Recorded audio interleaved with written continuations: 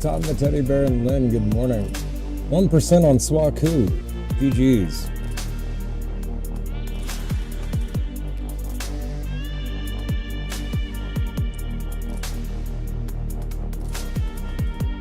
You had some sweet dreams about your new boo, the TA, did you? Did you wake up sweating?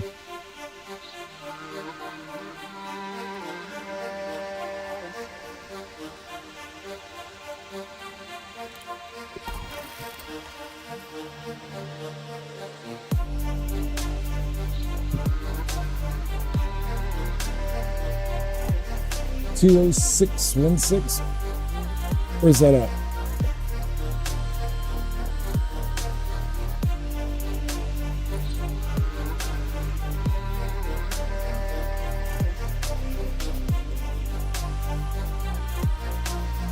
Oh shit, yeah, that's right.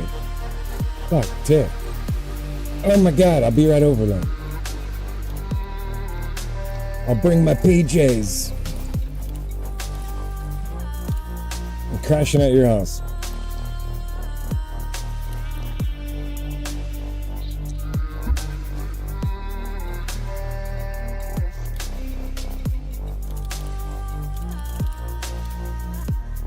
Today or last night was thick. Relogging PG Rider. Bring SEO too. Oh, there you go. How far is it then? How far is it, Lem? Is it bad? Oh god, that is the 150,000 light years or light seconds. Oh. Oh.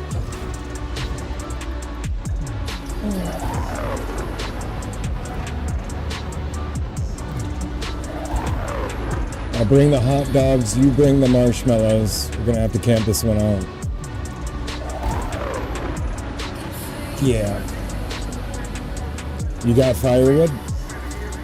Never mind, I'll get it. Okay.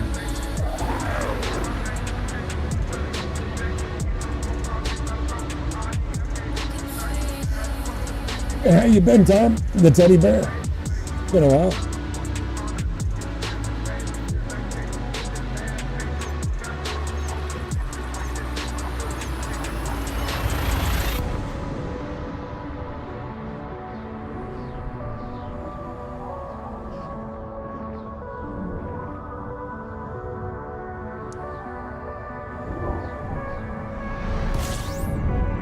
This is Angela, right?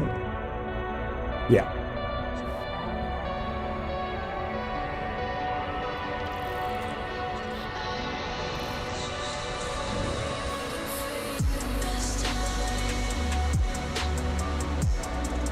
Everybody was Thargoid fighting.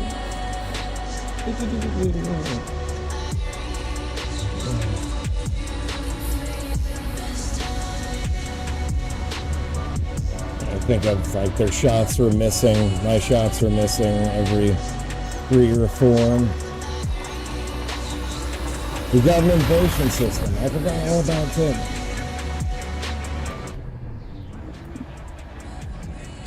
Oh.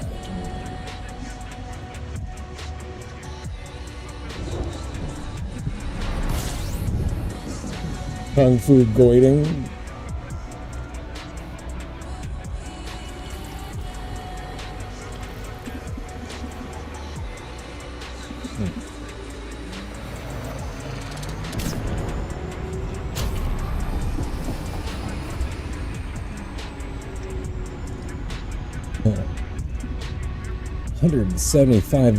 175,000 light seconds is no match for the A. It really is. It really is a perfect match for the SCL. It's perfect.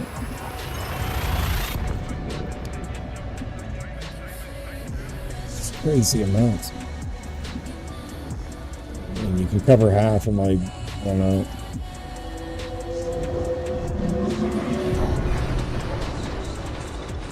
Let's go with 20 seconds.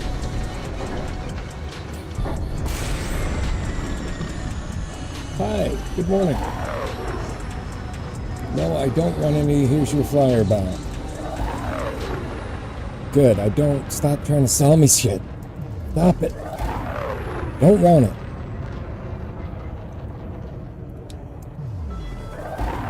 And Chase 07.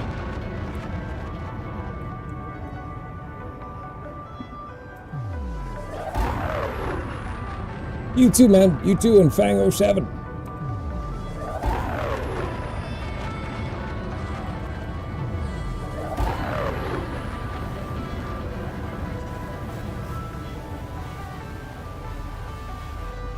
And as you can see, I'm not going to have enough fuel to cover the the Super Cruise cost. It's fine. It's alright. It's okay.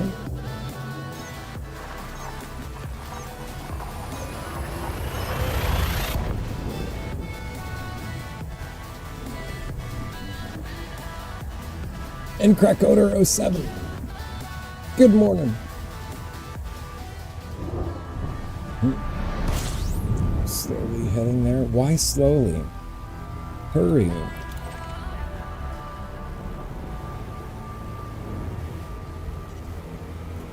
Seriously, pitching a 10 out here. Locking it in. I'm not going anywhere today.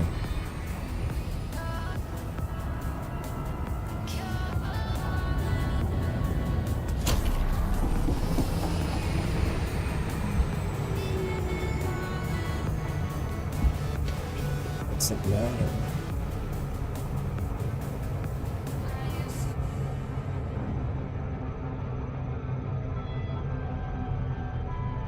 Yeah, I had a full tank when I went here last time, or almost a full tank, and it was I got maybe 70,000 light seconds.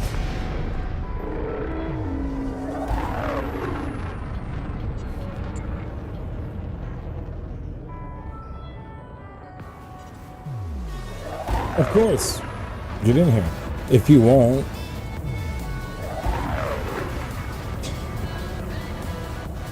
If you want to make the trip, do it.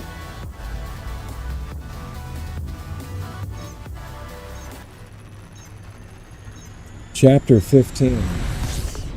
Beyond the table where the letter had been propped, the cellar made the L turn, and they were now in what was once had been a wine cellar. Hubert Marston must have been a bootlegger, indeed, Ben thought. There were small and medium casks covered with dust and cobwebs. One wall was covered with a crisscross wine rack, and an ancient magnum still peered forth from some kind of diamond-shaped pigeonholes. Some of them had exploded and were sparkling burgundy. Sparkling burgundy had once waited for some discerning palate. The spider now made his home. Gotcha. Others had undoubtedly turned into vinegar. The sharp odor drifted in the air, mingled with that of slow corruption. No, Ben said, speaking quietly as a man speaks. A fact, I can't. You must, Father Callahan said. I'm not telling you it will be easy, or for the best, only that you must. I can't, Ben cried, and this time the words echoed in the cellar.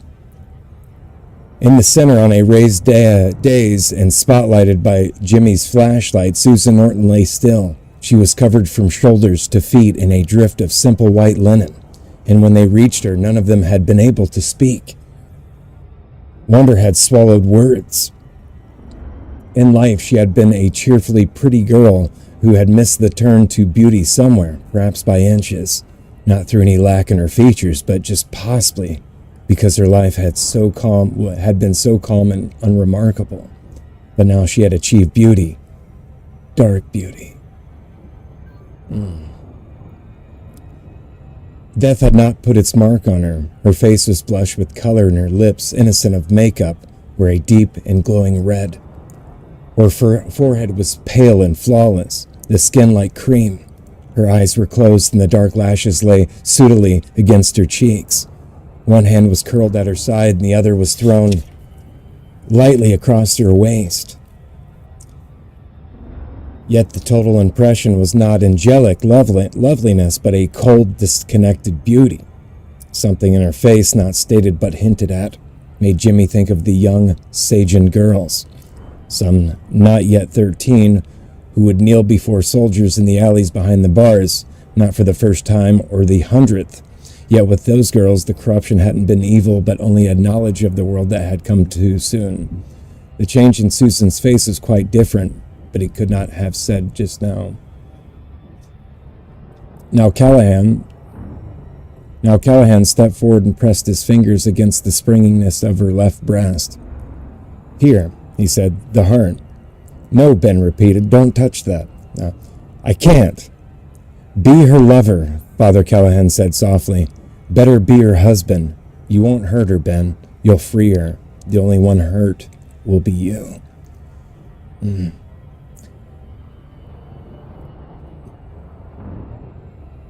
Oof. Ben looked at him dumbly. Mark had taken the steak from Jimmy's black bag and held it out wordlessly. Ben took it in the hand that seemed to stretch out for miles. If I don't think about it when I do it, then maybe. But it would be impossible not to think about it, and suddenly a line came to him from Dracula. The amusing bit of fiction that no longer amused him in the slightest.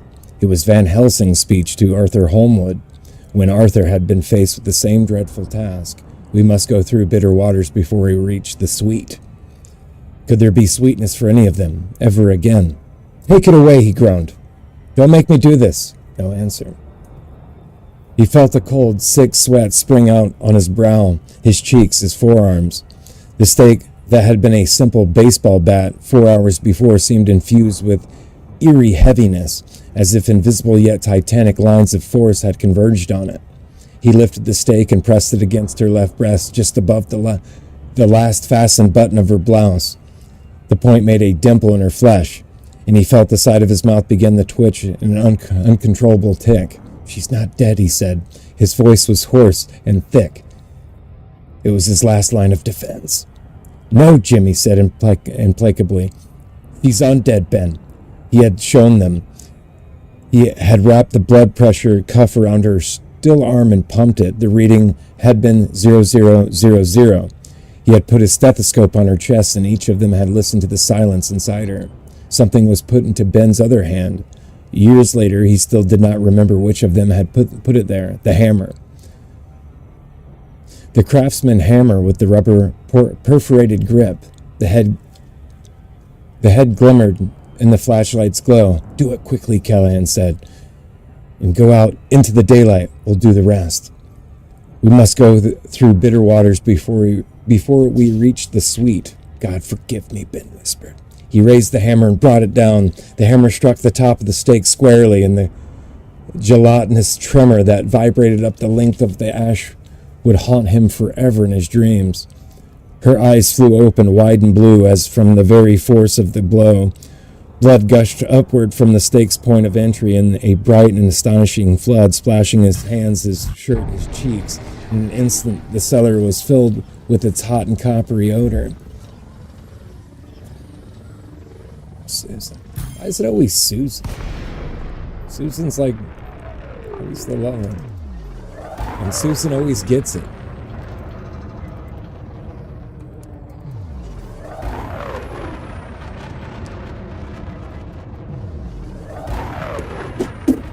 Oh shit.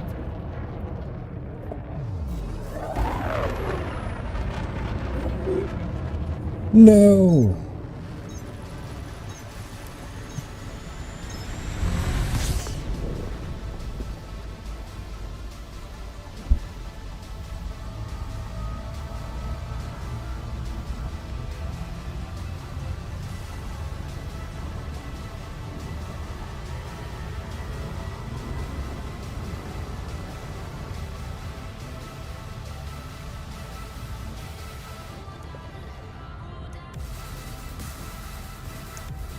She writhed on the table. Her hands came up and beat madly at the air like birds. Her feet thumped an aimless, rattling tattoo on the wood of the platform. Her mouth yawned open, revealing shocking, wolf-like fangs, and she began to peal forth shriek after shriek, the hell's clarion. Blood gushed from the corners of her mouth in freshets. The hammer rose and fell again and again and again. Ben's brain was filled with the shrieks of large black crows. It whirled with awful, unremembered images. His hands were scarlet. The stake was scarlet. The remorselessly rising and falling hammer was scarlet. In Jimmy's trembling hands, the flashlight became stroboscopic, illuminating Susan's crazed, lashing face in spurts and flashes. Her teeth sheared through the flesh of her lips, tearing them to ribbons. Blood splattered across the fresh linen sheet, which Jimmy had so neatly turned back, making patterns like Chinese ideograms. And then suddenly her back arched like a bow, and her mouth stretched open until it seemed her jaws must break. A huge explosion of dark blood issued forth from the wound that the stake had made, almost black in this chauncey, lunatic light. Heart's blood. The scream that welled from the sounding chamber of that gaping mouth came from all the subcellars of the deepest race memory, and beyond that, to the moist darknesses of the human soul. Blood suddenly boiled from her mouth and nose in a tide and something else. In the faint light, it was only a suggestion and a shadow of something leaping up and out, cheated and ruined. It merged with the darkness and was gone.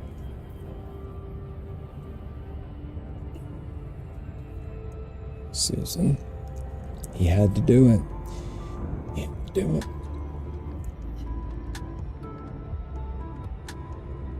And plus, I think the age gap was a little, maybe a decade, maybe 15 years. And he'll move on. A better man.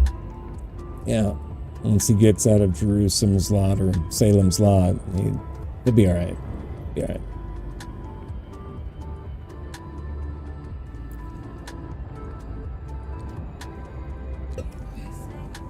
It's Callahan, the one that's going to move on as a hero in this realm and another. Amazing stuff.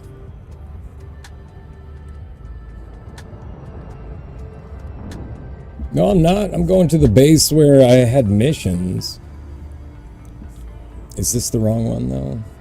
Yeah, I had missions here I got to turn in anyways. I'll meet you at the other one. Wherever that is. Okay.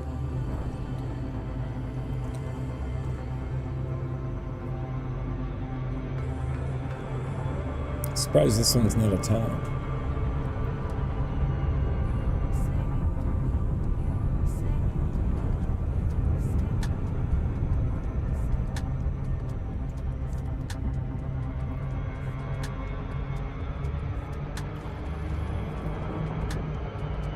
Oh shit. You having one of those days off, is there anything I can do?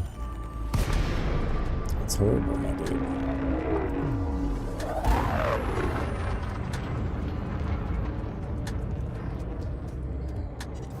Maybe get some, you know, four-ply, something.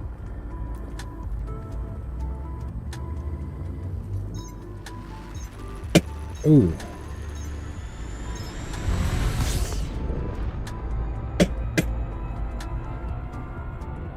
Fucking hate this chair.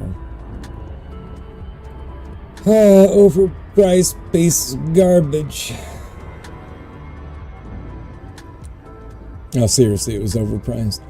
And Q, oh Shevin, how we doing, dude? I read through that article and it's like they already spy on us. What's the difference? It takes screenshots of what you're doing. What, are you worried about them, like, knowing what porn you like to watch? They already know, right? That's why you don't do it on your desktop. You do it on your cell phone. What are you doing? Come on now. And like I said, if it ups the sampling amounts, dude, I'm all for it. Right? Oh my god. Spy on me, please. You won't do it.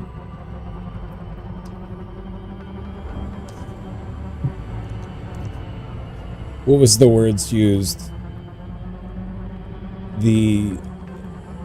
Oh god.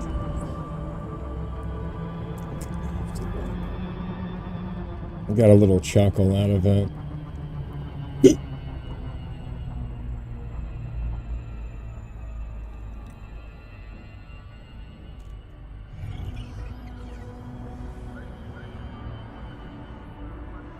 Privacy activists were alarmed by the announcement.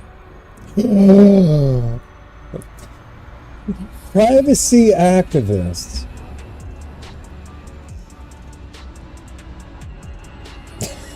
I'm sorry, I got a chuckle out of that. Privacy activist, huh?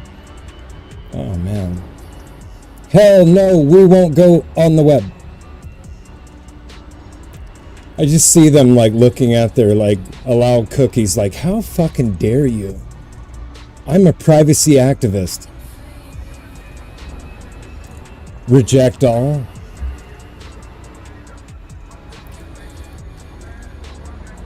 F your tracking cookies. Doing God's work.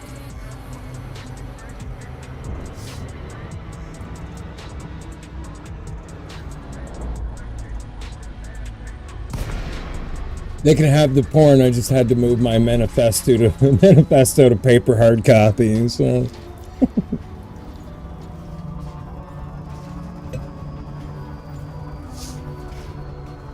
And Probot07, good morning. Privacy activist.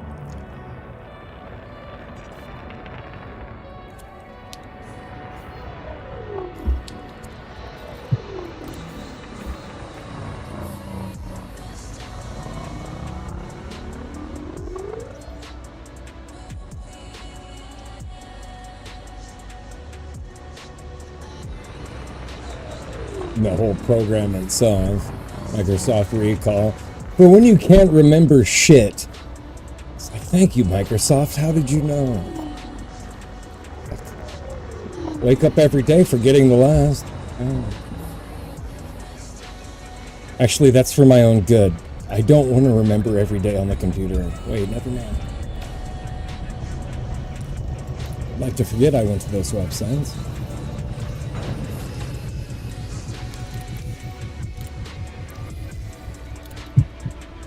I played a series of 10 games in the matter of 2 hours. Yeah. I want to remember these things. Right? Do it. I'm right behind you. Right behind you. A sampling activist group. I'll just make a sign.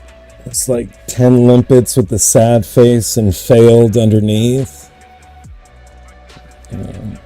something like that.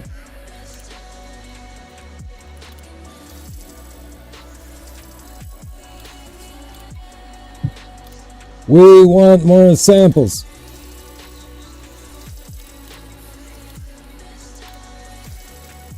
All right, Lynn. Where the hell are you? O'Neill Depot.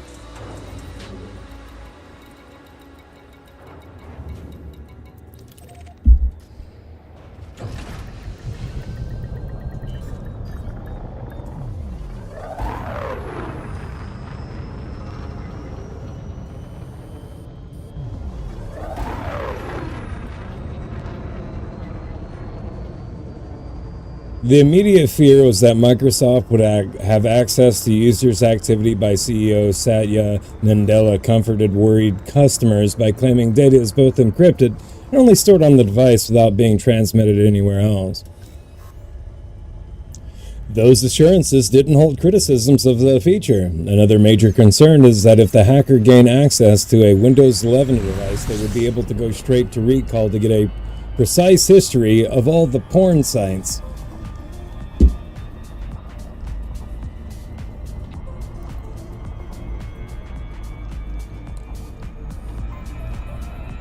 What is the world coming to, Q? Just madness. Lunacy. I'm scared. Hold me.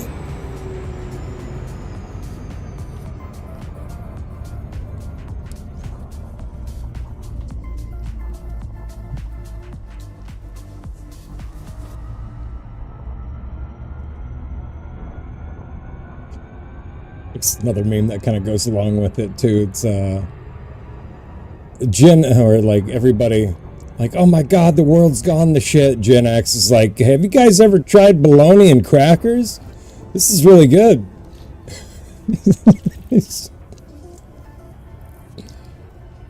Just people living in the moment, you know. Stop watching the news, right? You got to stop watching the news. It's only going to piss you off and worry, yeah? So he said, I'm taking my stepdad, like cue from my stepdad. He sits there, he looks stressed as fuck when he's watching the news. God. Then he'll go on some rant with the mom and whatnot. It's like, did you hear? Like, ooh, I'm going to go outside and just live in the moment. Actually, I lied. I'm going to go play some video games. But you need to care.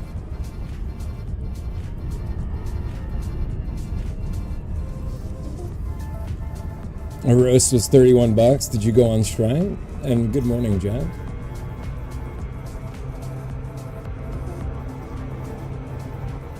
Should almost sound almost unhinged as I am.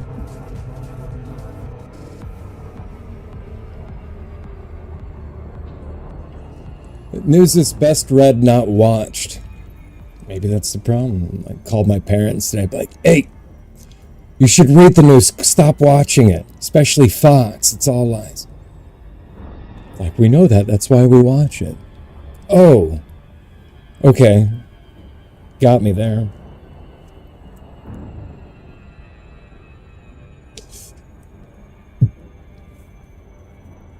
Guess what I didn't have for supper last night? You had a nice bologna sandwich, didn't you?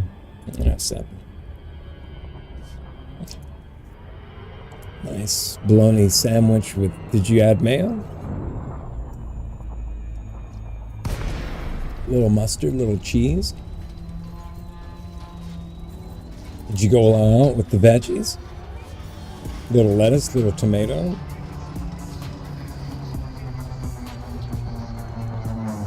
PB&J, my man. You saved like $30, my dude. My God. What kind of roast was it? Like, did you try to get like a whole side of a cow? Fucking expensive. Chorizo, Spanish rice, homemade Caesar salad dressing.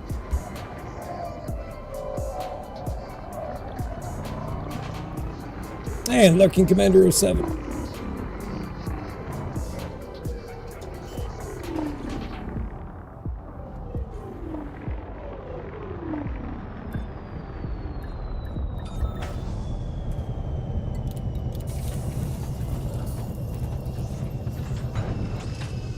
Thought that's what you were having. Shit, I'm making myself hungry again.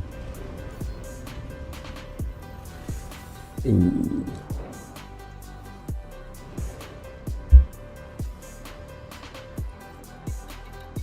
Hopes are, yes. Hopes are failed missions. Oops. Just gonna kind of step away. Didn't see that.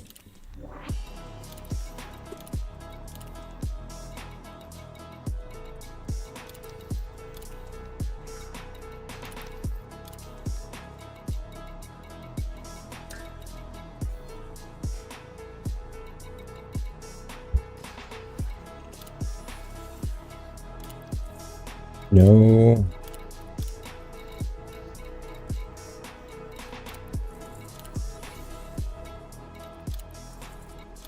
Got any bassies yet, Lynn?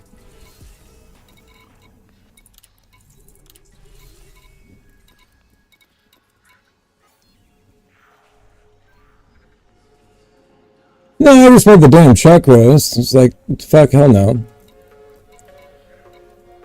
4 bassies. Yeah, there we go. And Clairvoyant 07, cheese with everything. It's so universal. Cheese is my music. Cheese is my dress sense. Cheese is you wear cheese?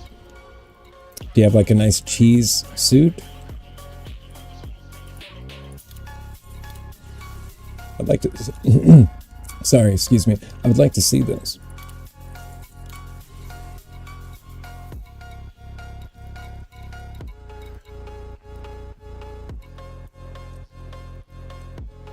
And Sandog 07, dude. Happy Thursday. Thank you, Lynn. Appreciate you. I just sit here all day, Lynn. If you want to kill those Goids, I'll just sit here and reap the benefits. Thank you.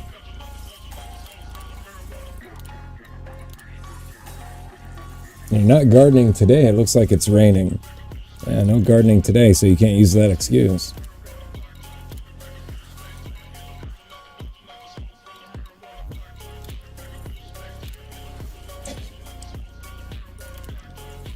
Oh, it's coming down in sheets. Yeah.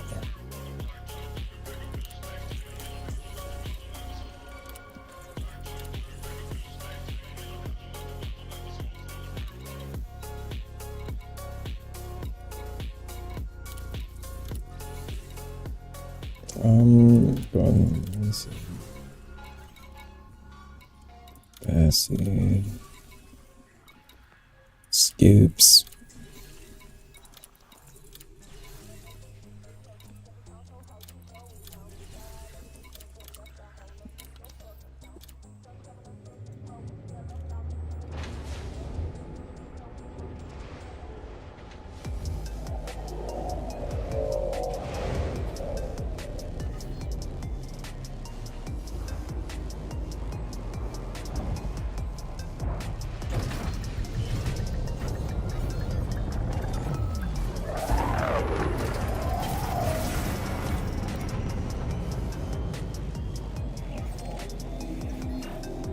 I had a dream that there was a new interceptor variant called a Wurig. I looked it up and apparently it was some kind of book or movie or something.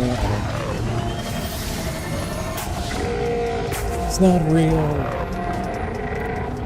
But the interceptors were really squishy. Like you shot them twice, but they were like, it was all about the numbers, I guess. Like 20 of them. Tear you out. Much like scouts. A weird dream.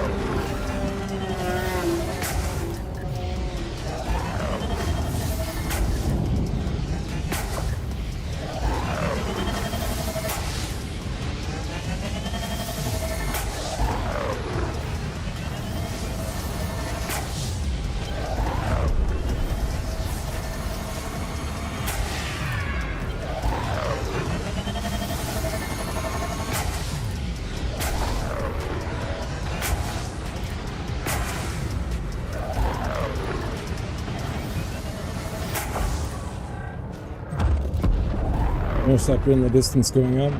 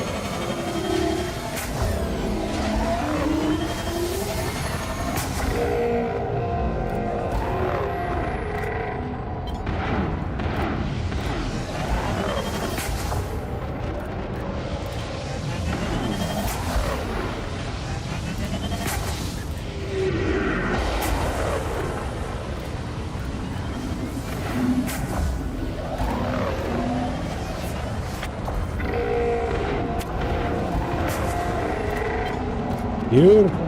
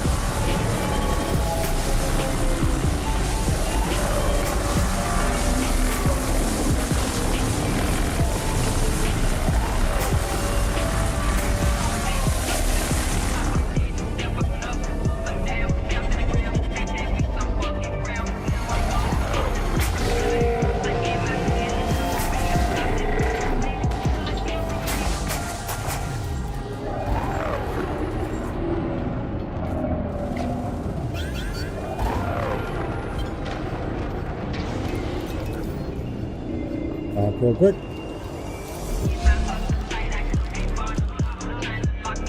Two basses. Okay.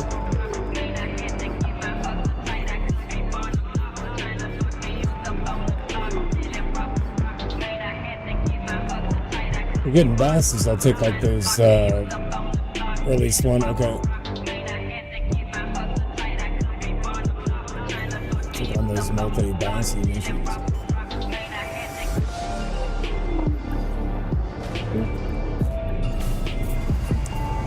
At some point, go get shards as well.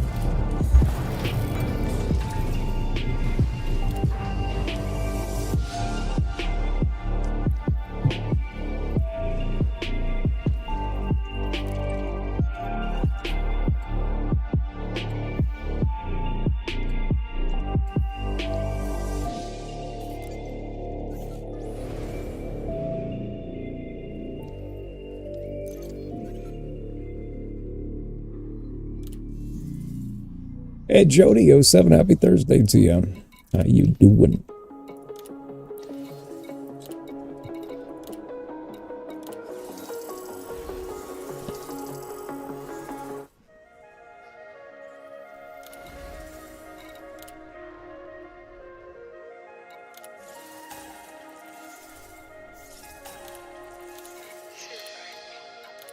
Oh shit, I'm full. Okay. Oh my god.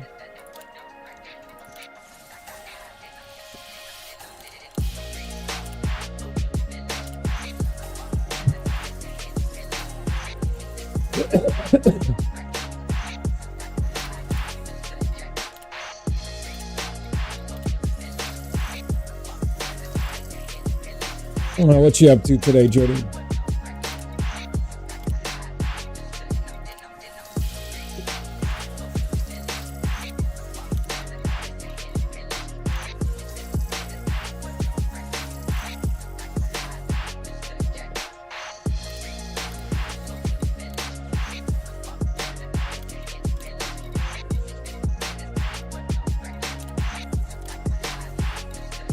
Damn.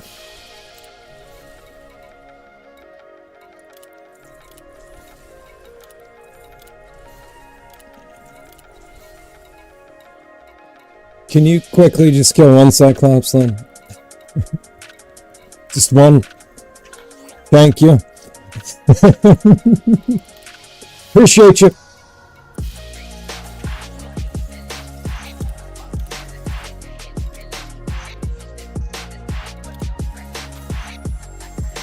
And Emperor 07. Lunch and maybe come on fight. Do it.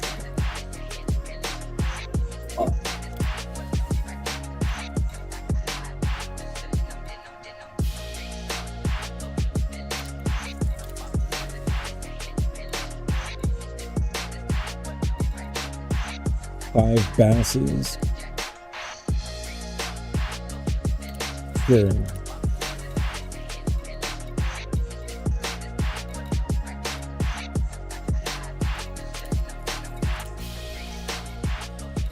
$75 scouts. Oh, hard pass. All right, be there in a sec.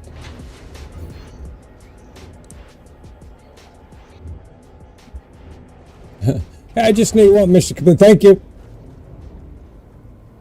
Beautiful.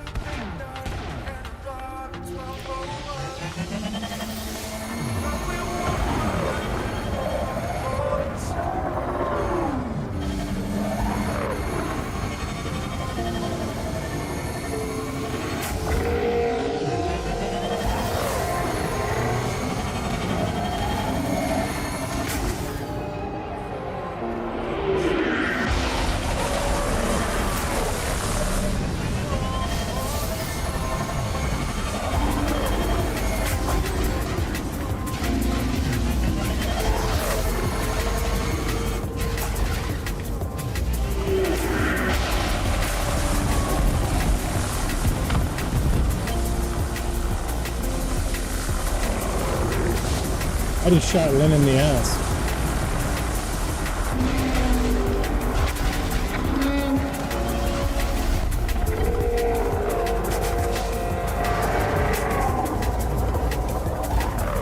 You're welcome, Lynn. Got your Christmas goose early.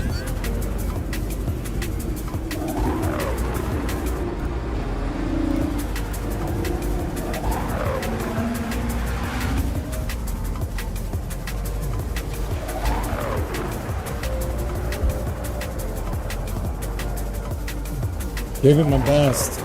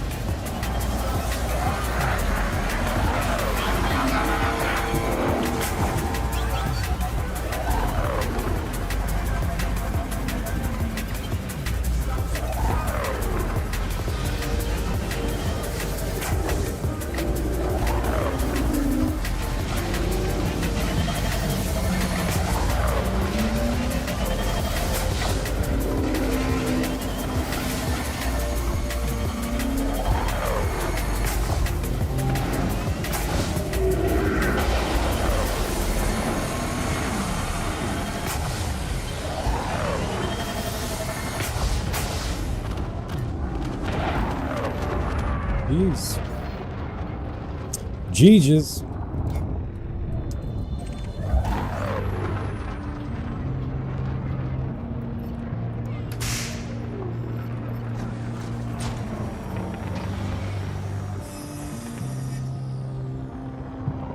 Okay.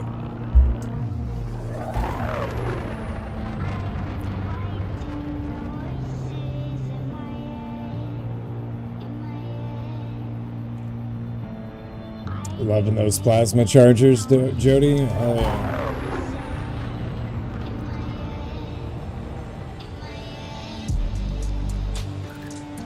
Thinking of going to shards.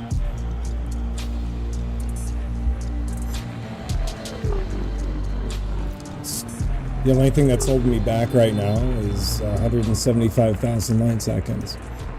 By the way, if you do come out, it's 175 light seconds. 75,000 light seconds. Just fair warning.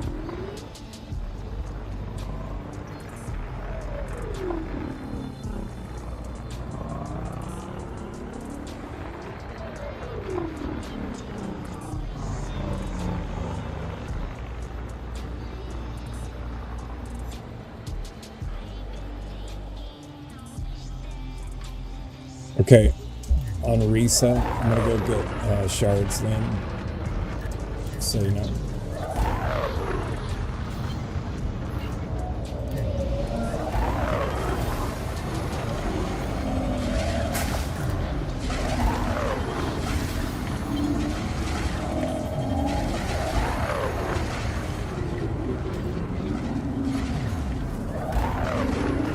Ah! I'm gonna go get shards after we reset.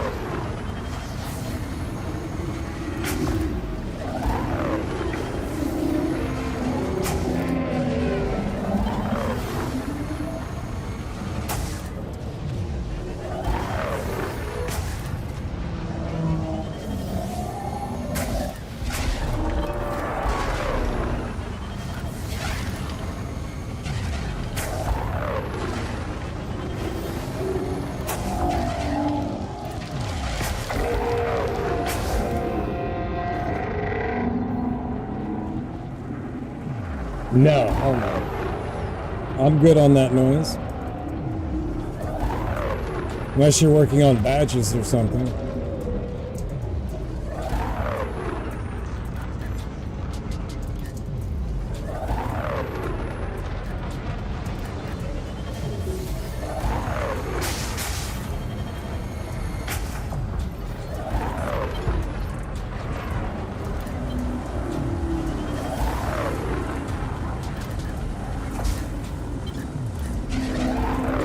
Badges, you always come in the right time, man. It's like I feel your presence. And good morning.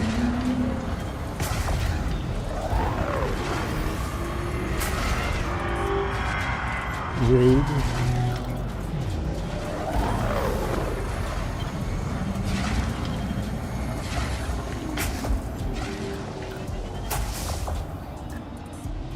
You're good on the badges. Okay, are you sure? Something you put on your tombstone, you know? Has fought 2 Hydras, just 2 people in an instance. And you wouldn't want the world to not know that you could solo a Hydra, right? In a video game. Okay, I'm just making sure.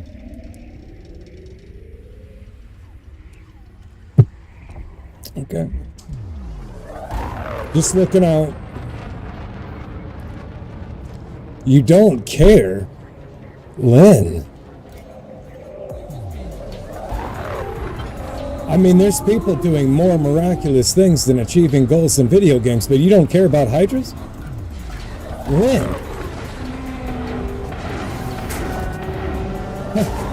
What? How are people gonna know?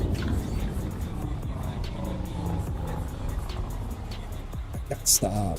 I gotta stop.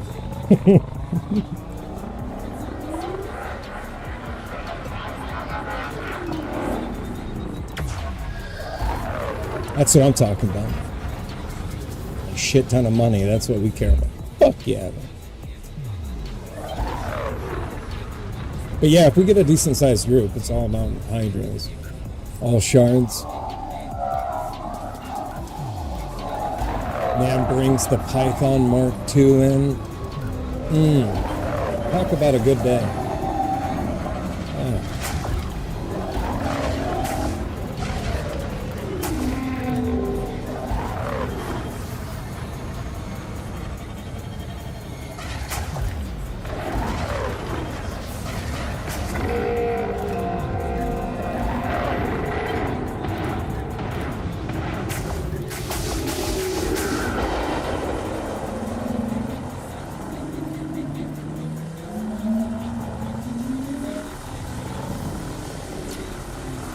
True, that one button barbarian won't level itself. We'll level it.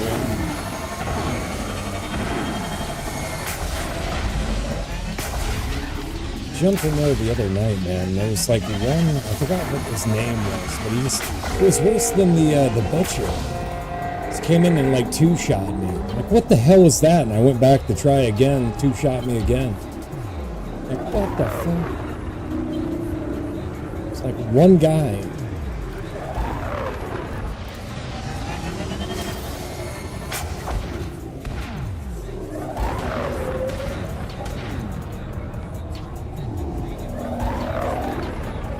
.62 barbarian. Cool.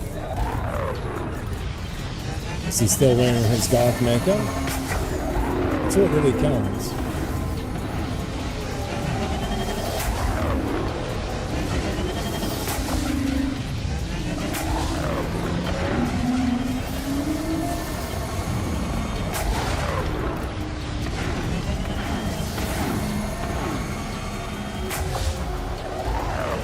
shits are strong.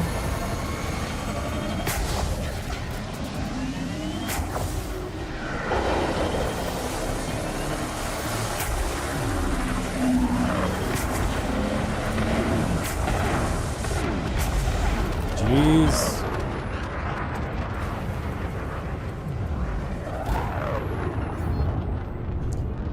And she 4 hits the butcher. Yeah, I had no problems with the butcher. I forgot what the name of that one, whatever the hell, this guy, Volgarth the Impaler, I don't know. Yeah, I've already killed the butcher.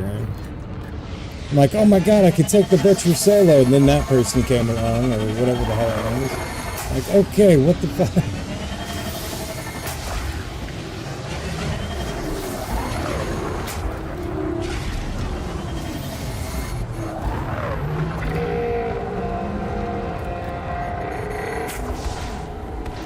It was during a hell tide.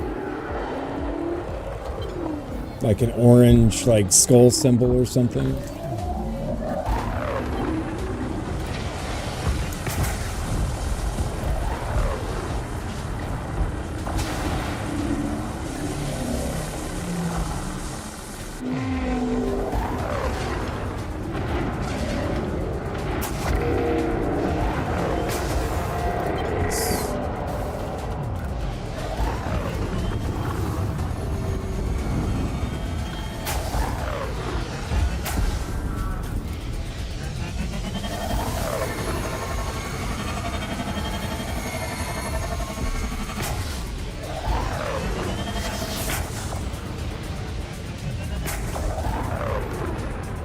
Well done, man. Well done.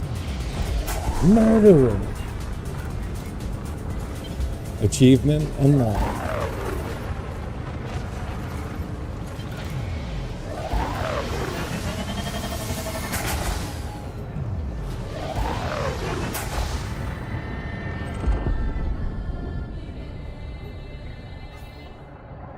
One more interceptor somewhere, maybe? Oh, no, yep.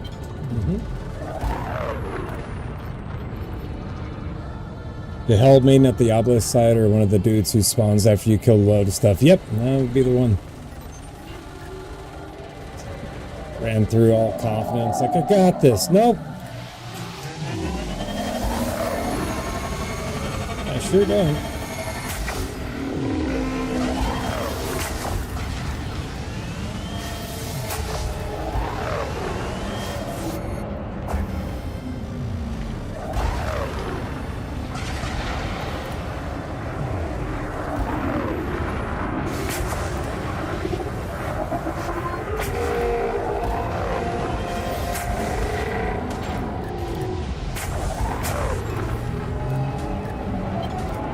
Bring it in.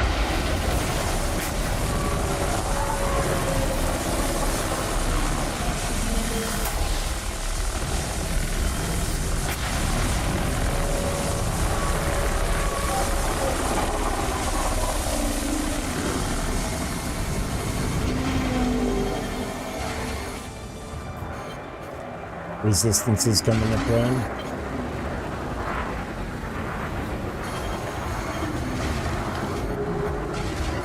Hell's the resistance for him?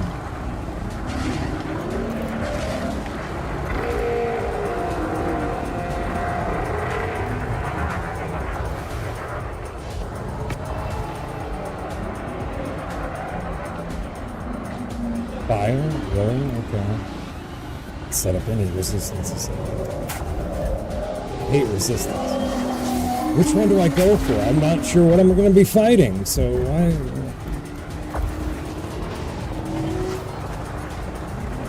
level it out throughout the board or something?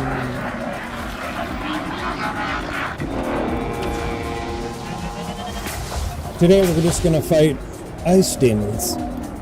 What? Make sure you set up those ice resistances. Uh-huh. Sure you like eat it out.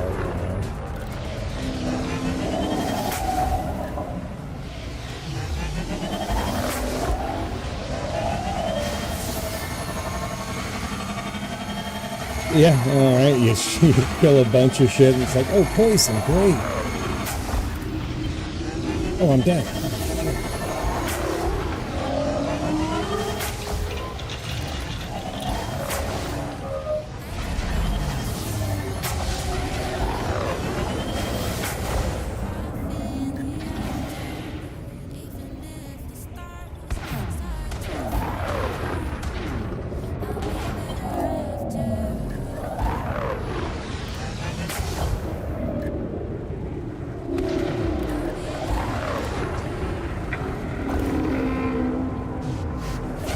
Okay. No worries. That'll be like, I don't know, 15 minutes. You want to get the bonus before you leave or not?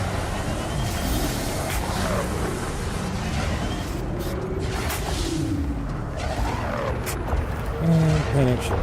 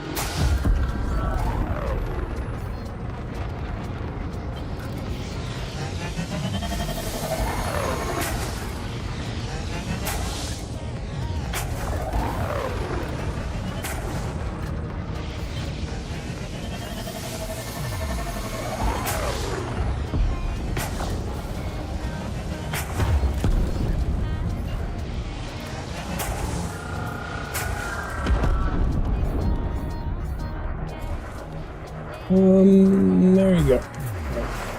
You're back.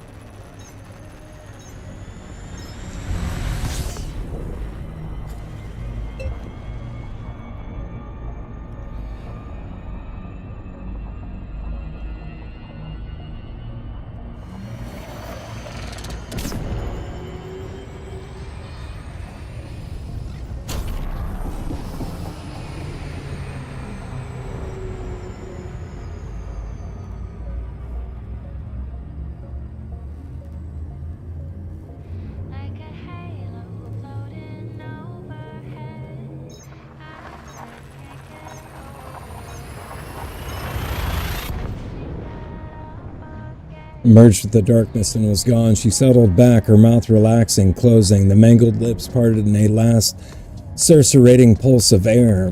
For a moment the eyelids fluttered and Ben saw, or fancied he saw, that Susan had met in the park reading his book.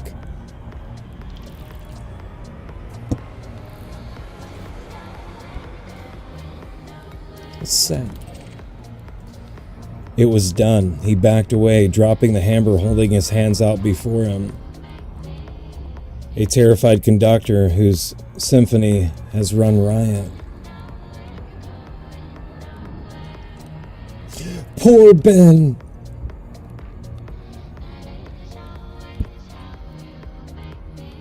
He backed away, dropping the hammer, holding his hands out before him. A terrified conductor. Callahan put a hand on his shoulder. Ben. He fled. He stumbled, going up the stairs, fell, and crawled toward the light at the top. Childhood horror and adult horror had merged. If he looked over his shoulder, he would see Hubie Marston or perhaps Straker. Only a hand's breadth behind, grinning out of his puffed and greenish face, the rope embedded deep in his neck. The grin revealing fangs instead of teeth. He screamed once, miserably. Dimly, he heard Callahan cry out, "No, let him go!" He burst through the kitchen, out the back door. The back porch steps were gone under his feet, and he pitched headlong into the dirt. He got to his knees, crawled, got to his feet, cast a glance behind him. Nothing.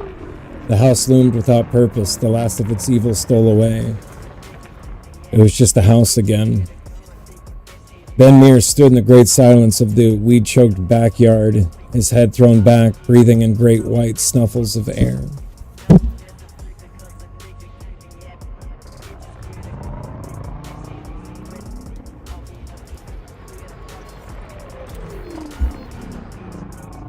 It's like they killed Barlow's familiar. Barlow's like the head vampire, the master or whatever, but Barlow got away, and we've still got a ways to go. It's like there was no Salem's Lot sequel, so there was a mini-series.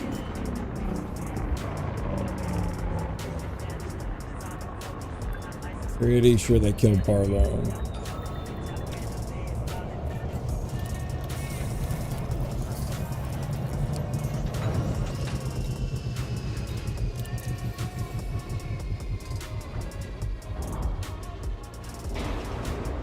In the fall, night comes like this in the lot. The sun loses its thin grip on the air first, turning it cold, making it remember that winter's coming and winter will be long.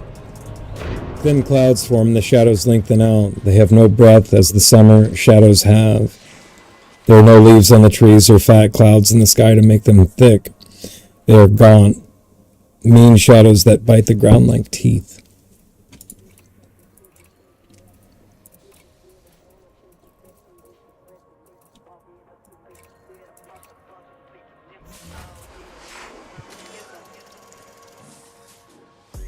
As the sun nears the horizon, its benevolent yellow begins to deepen to become infected until it glares an angry, inflamed orange.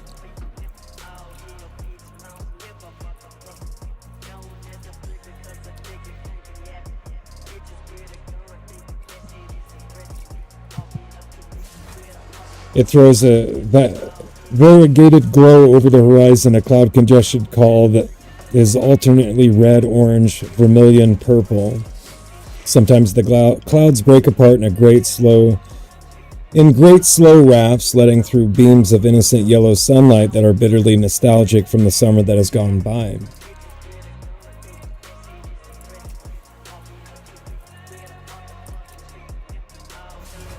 Okay, we're going to split the fire group 2 and 2.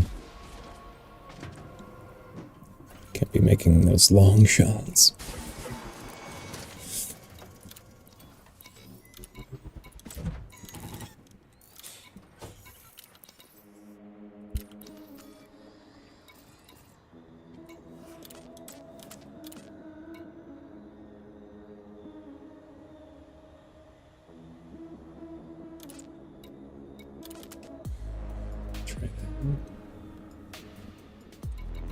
Set one up for the long shots, I guess. I think that's the one. I think.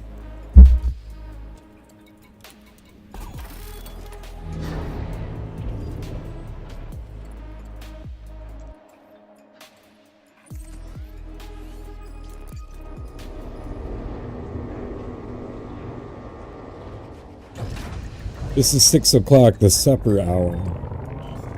In the lot, dinner is eaten at noon in the lunch buckets that men grab from the counters before going out the door, known as dinner pails.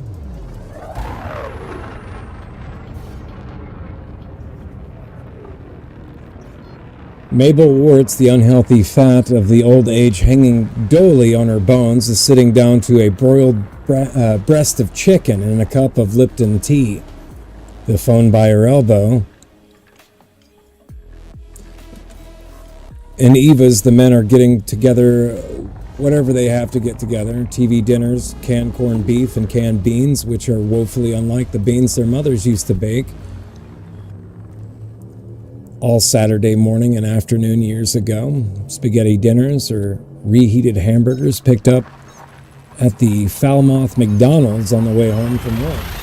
Eva sits in the table in the front room, regrettably playing gin rummy with Grover Vernal and snapping at the others to wipe up their grease and to stop that damn slopping around.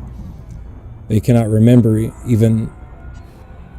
remember ever having seen her this way, cat nervous and feisty, but they know what the matter is, even if she does not.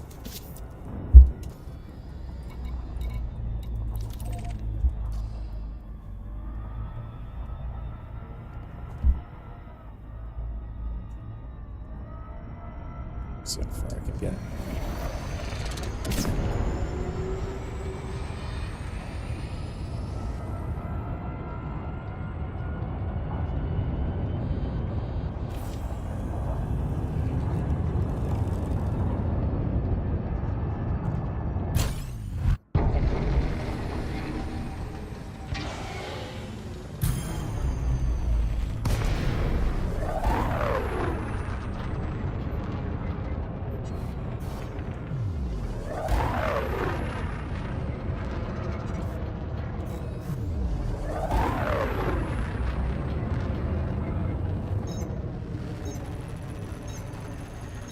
I think it was like 70,000 milliseconds.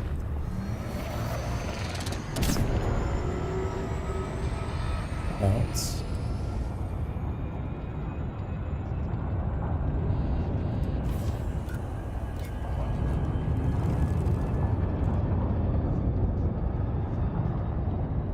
Nope.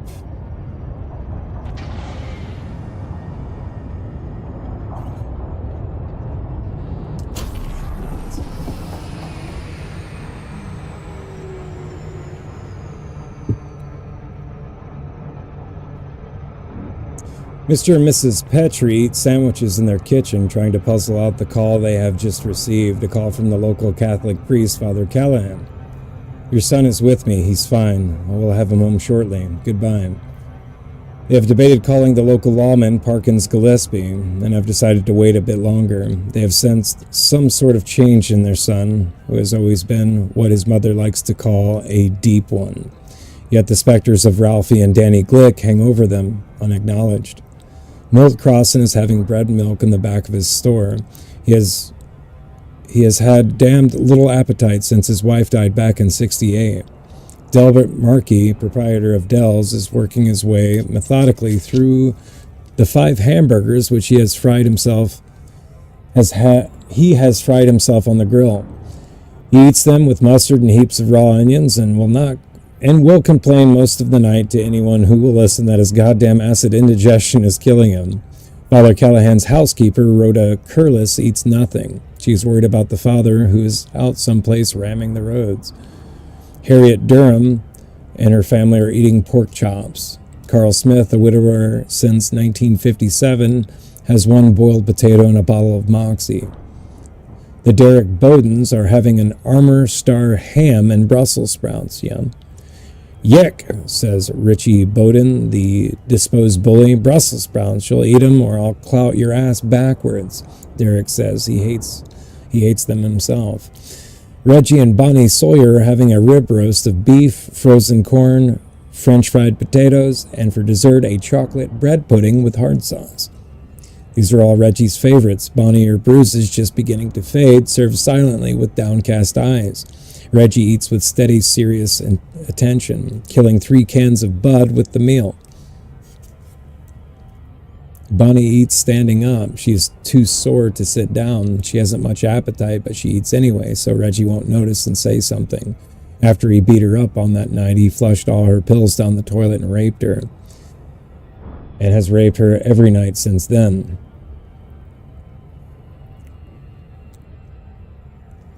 By 7:15, most meals, it's a pretty dark story. Yeah.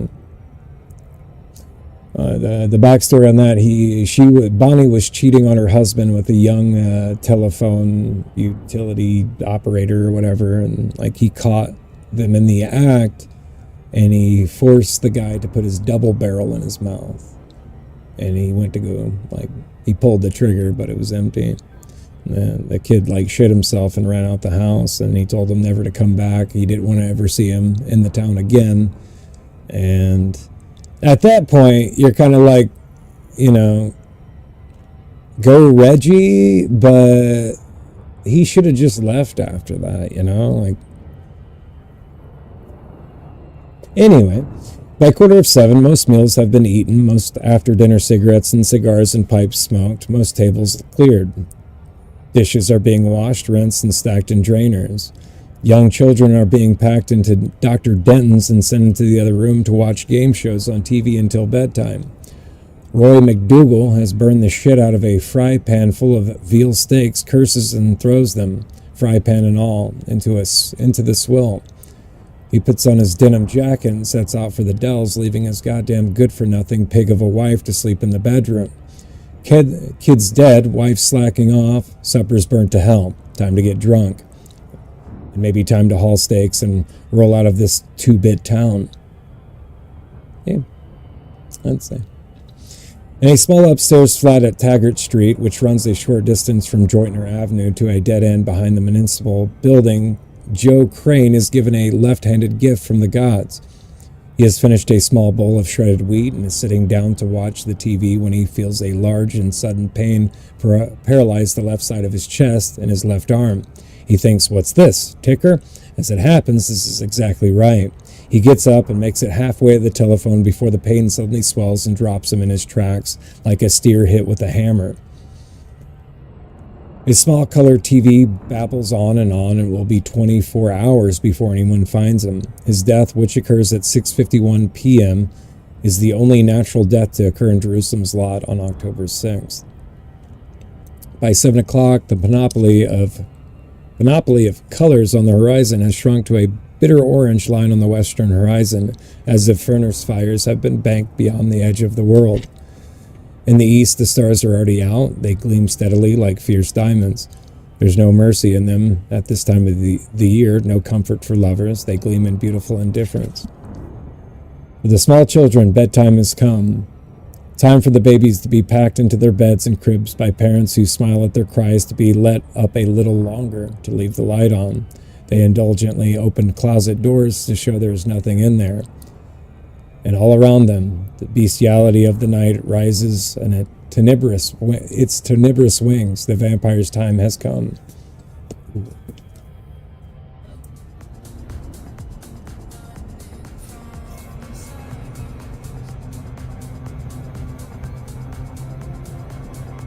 I'm already there. It's at the dock. I've got 100 pages to go. It's done. Thinking of going to the stand after this.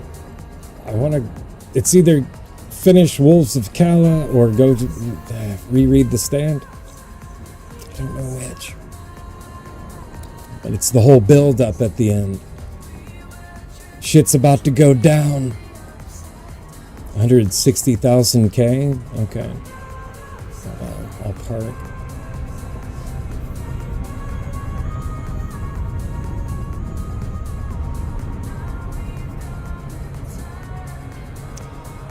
Jerusalem's lot or Salem's lot is just such a fucking dark. Fuck, it's so dark.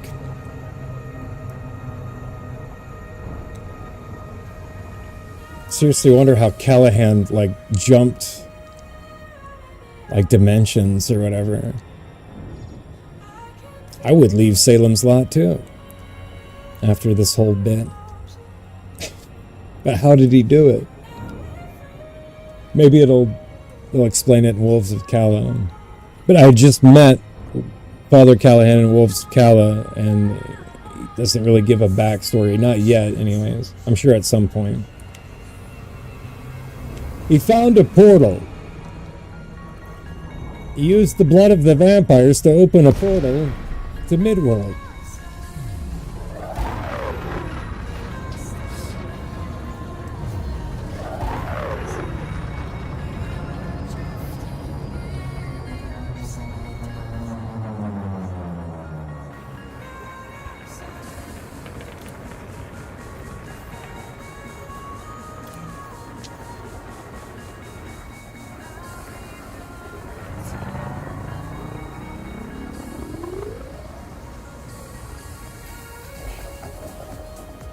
Have you seen the movie Salem's Lot?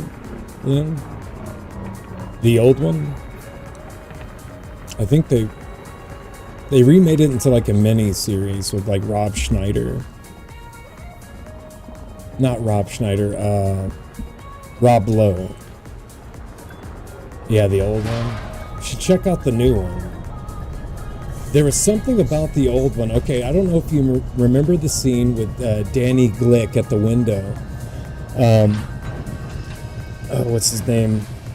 Mark Ryerson goes to the window and holds up the cross to Danny at the window. But in the book, he let him in and then put the cross on his cheek. In the old version, it was wrong. In the new version, it's right. It's like small details.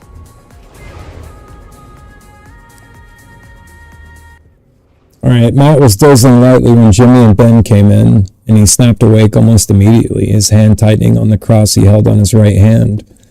His eyes touched Jimmy's, moved to Ben's, and lingered. What happened? Jimmy told him briefly. Ben said nothing. Her body? Callahan and I put it face down in the crate that was down cellar. Maybe the same crate Barlow came to town in. We threw it into the Royal River not an hour ago, filled the box with stones. We used Straker's car. If anyone noticed it by the bridge, they'll think of him. You did well. Where's Callahan and the boy? Gone to Mark's house. His parents have to be told everything. Barlow threatened them specifically. Will they believe? If they don't, Mark will have his father call you. Matt nodded.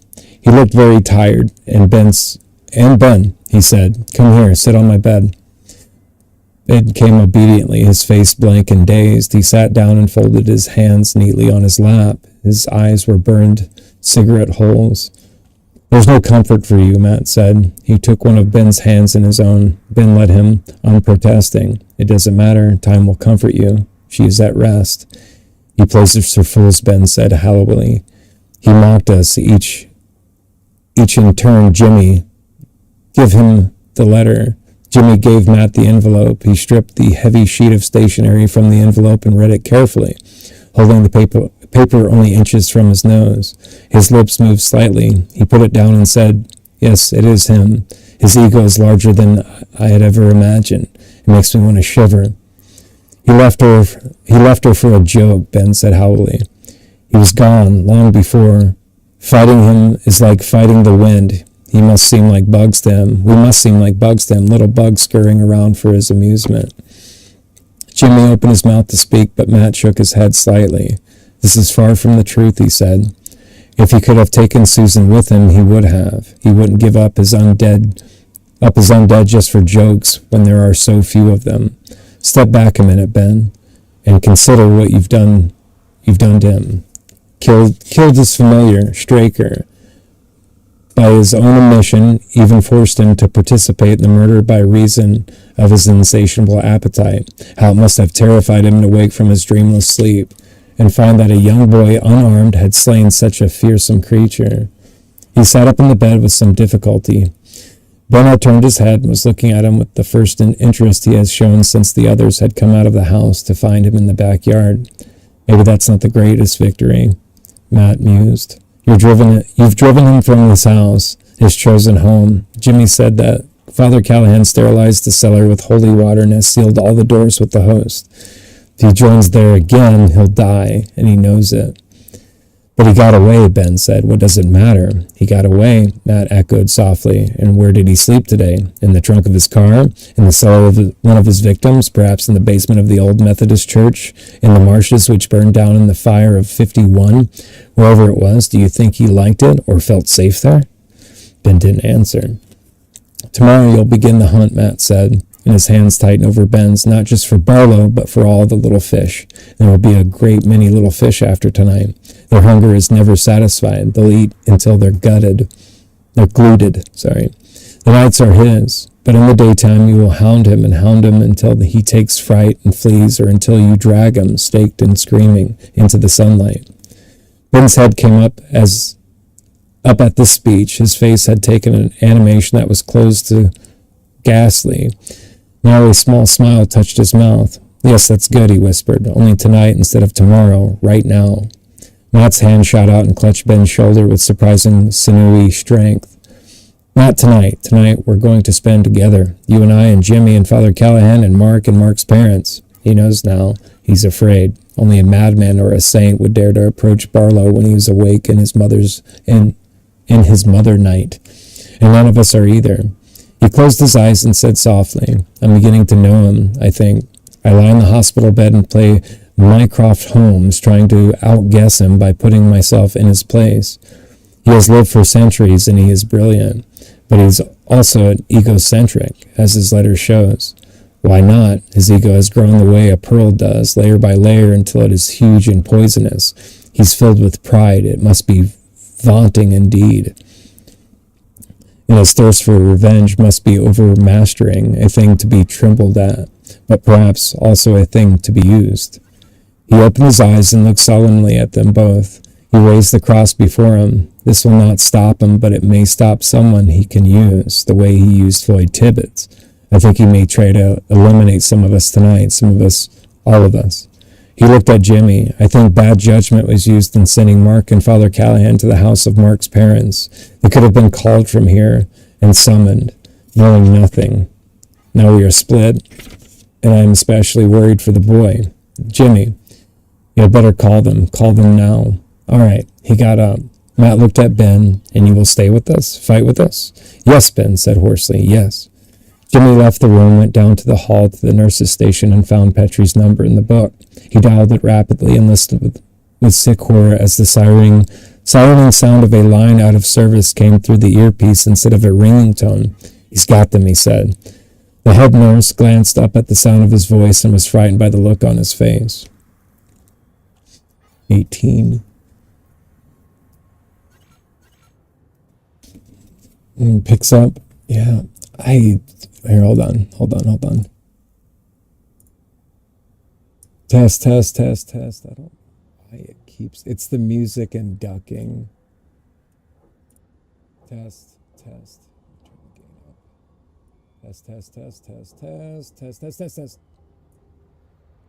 Test. Testing. 1, 2, 3. Callahan's my hero. Ooh, yeah. Peak. Chapter 18. How's that? Yeah, it's the audio ducking. A part robotic. Let me know. Henry Petrie was an educated man. He had a bachelor's scholarship from Northeastern, a master's from Massachusetts Tech, and a PhD in economics. He had left a perfectly good junior college teaching position to take on an administration post with the Prudential Insurance Company. Prudential. As much out of curiosity as from any hope of monetary gain. He had wanted to see if certain of his economic ideas worked out as well in practice as they did in the theory. They did. Quiet side now and stop distorting for the most part. Turn this up. Yeah, there's a... Okay, I'm going to turn that all the way up and turn the gain down. There we go. How's that? This is all soft. This is all software. I don't want to fuck with the real hardware. Testing.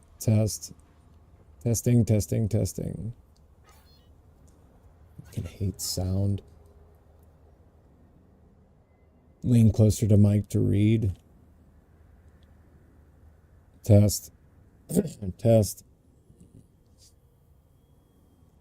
He had wanted to see if certain of his economic ideas worked out as well in practice as they did in theory. They did. By the following summer, he hoped to be able to take the CPA test and took years after that the bar examination. His current goal was to begin the 1980s in a high federal government economics post. His son's face streak had not come from Henry Petrie. His father's logic was complete and seamless, and his world was machined to a point of almost total precision. He was a registered Democrat who had voted for Nixon in 1972 elections, not because he believed Nixon was honest. He had told his wife many times that he considered Richard Nixon to be an unimaginative little crook with all the finesse of a shoplifter in Woolworth. But because the opposition was a crack-brained sky pilot who would bring down economic ruin on the country. Okay.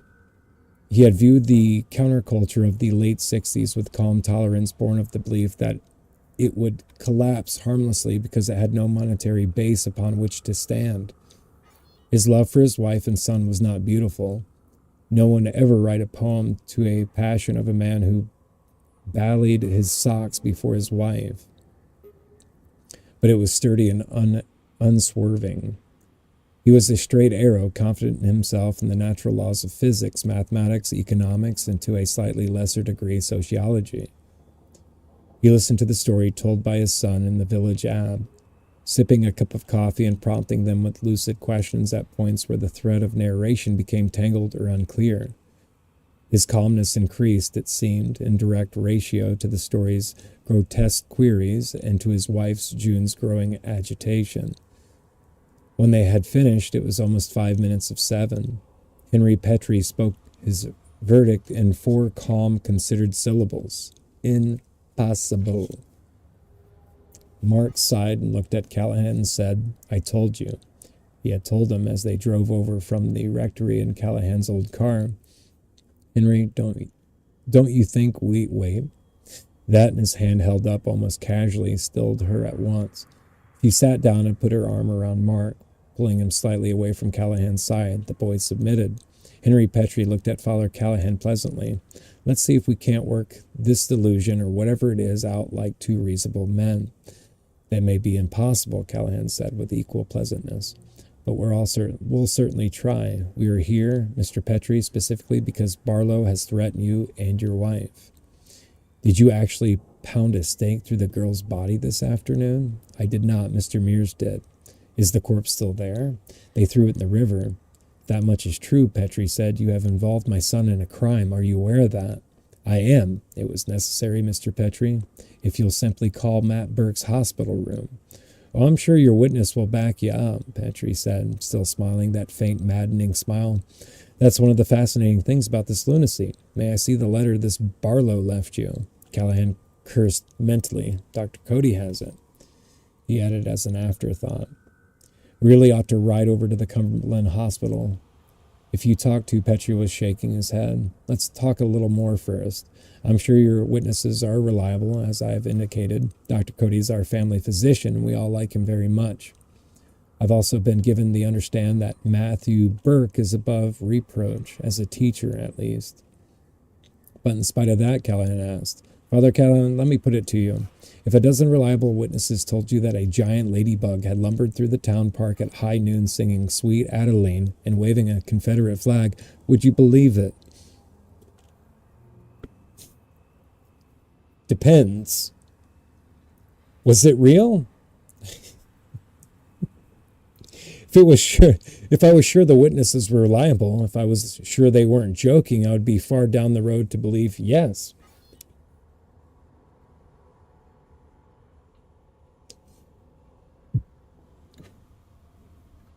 Still with the faint smile, Petrie said, "That is where we differ. Your mind is closed," Callahan said. "No, simply made up.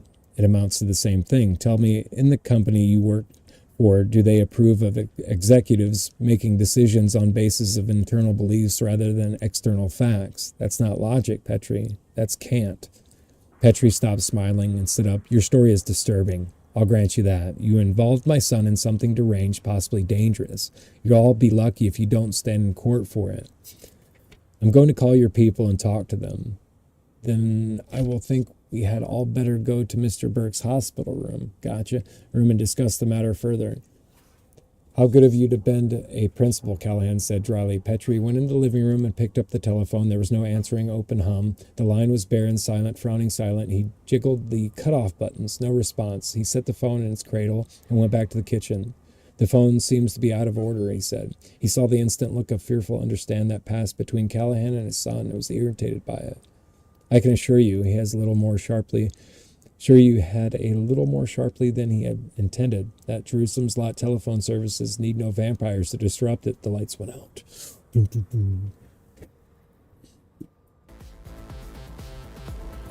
Test.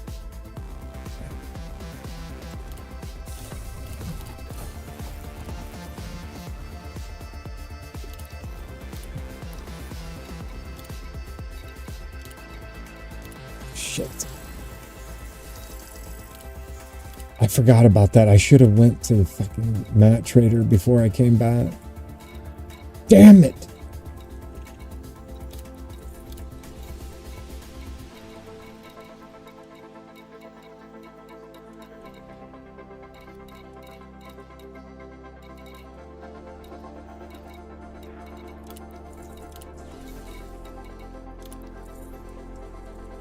And roger that.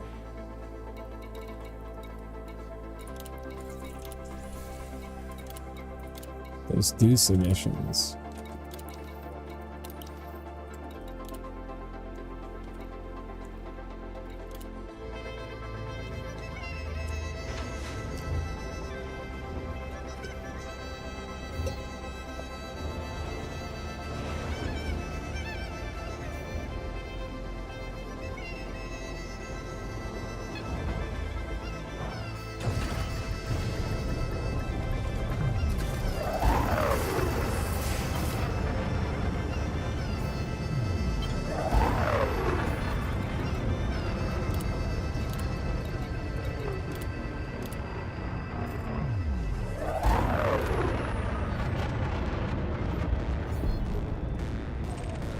That looks like a python.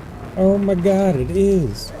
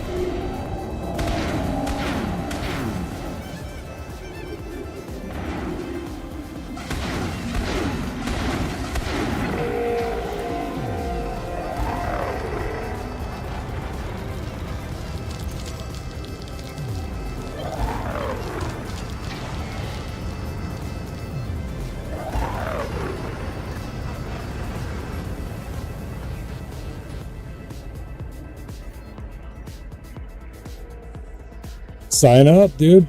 Get those cheap viewers.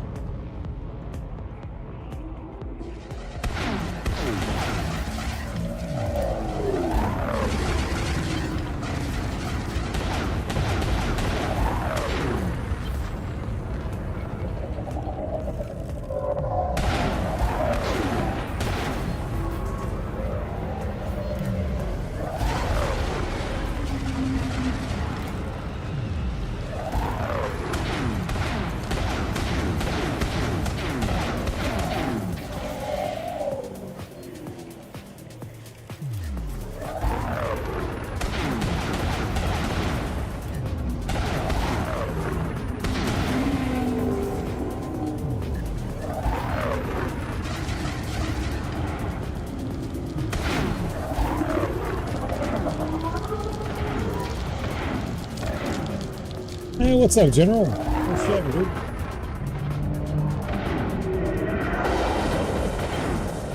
Nice.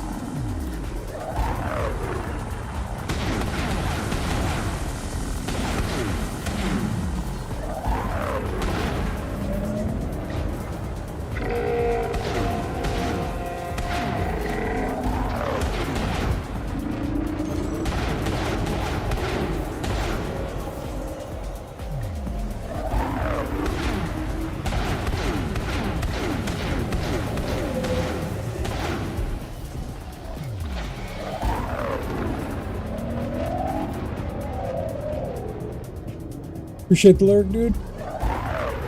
Happy Thursday, man.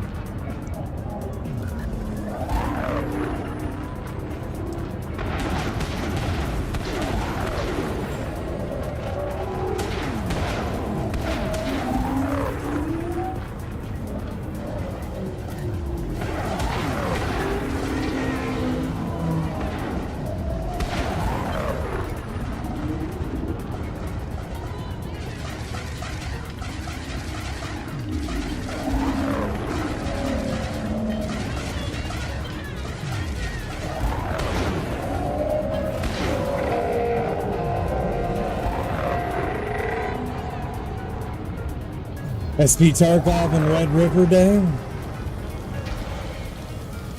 I saw that new gun that you posted update. Is that an ump? It's pretty sick.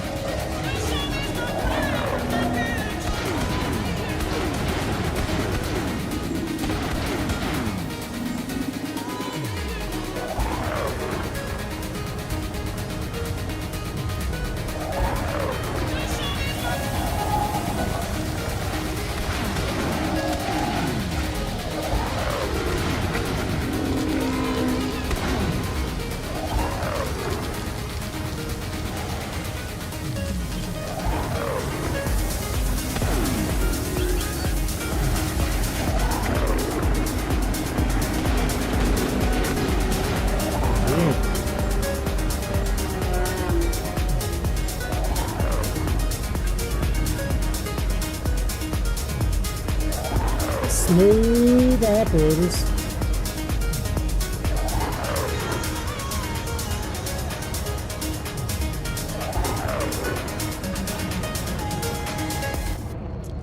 I gotta do the same thing. Replace the shards that are welded to my ship frame after all the heat.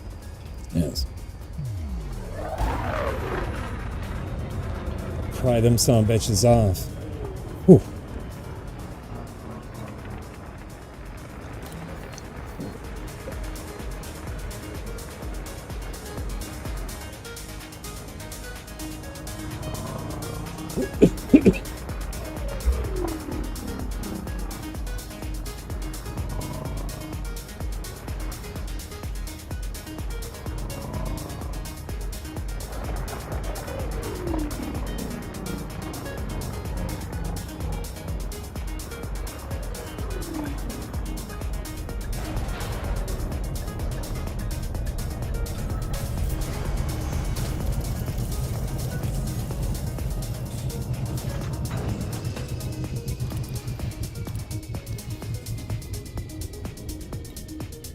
Guys know the closest map trader by chance? I'll keep stacking the missions until I can't stack them anymore. That sucks. I should have thought that before I got here.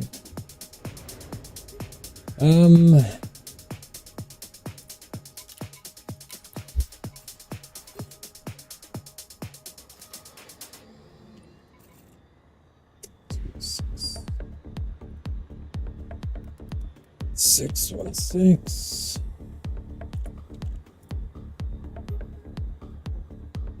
Want ring a 20527, 7 light years away. Noted.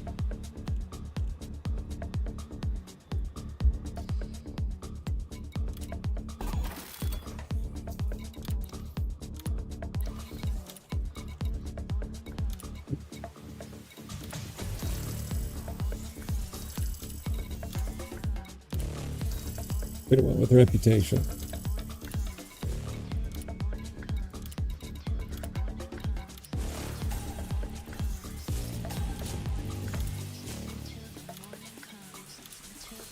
Hey, Commander Hatch with the raid. Oh, Shevin Hatch. How was the stream, man? Happy Thursday to you, and welcome in, Raiders. Commander Emulated Penguin, today we're working on Thargoid invasions. And I suddenly realized, after going 175,000 light seconds, I forgot to mat trade. Wonderful day. Yeah. But what were you up to today, man?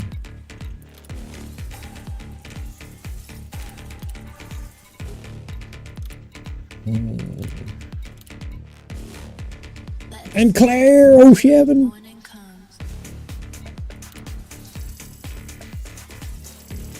And Commander Phil 07 as well.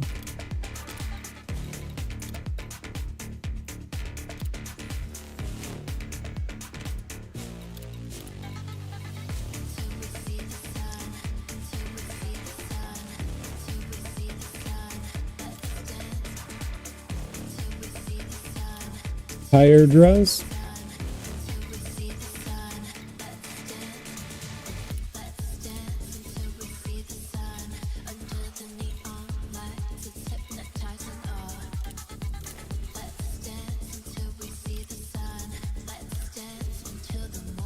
Watching the workmen digging up the road outside my house and having a quiz about soap.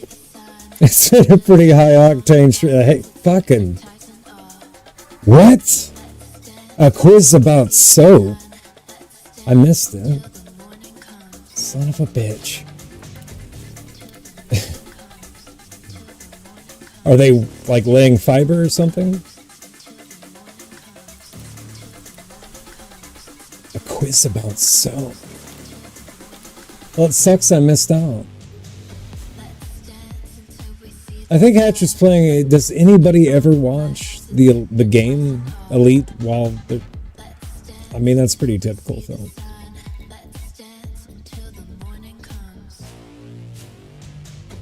Soup, not soap. Sorry, my dyslexia.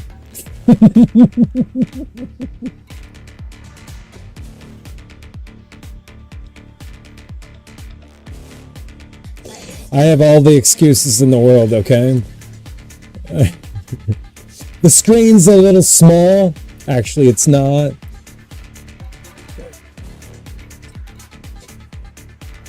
Soup, not soap. It would have been a lot cooler if it was soap. Just say.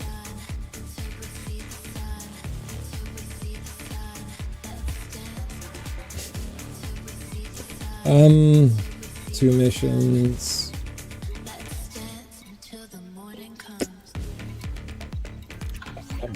Thank you.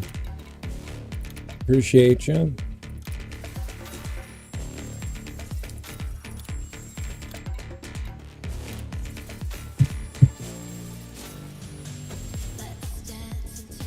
I confused the two, right? Soap, soup.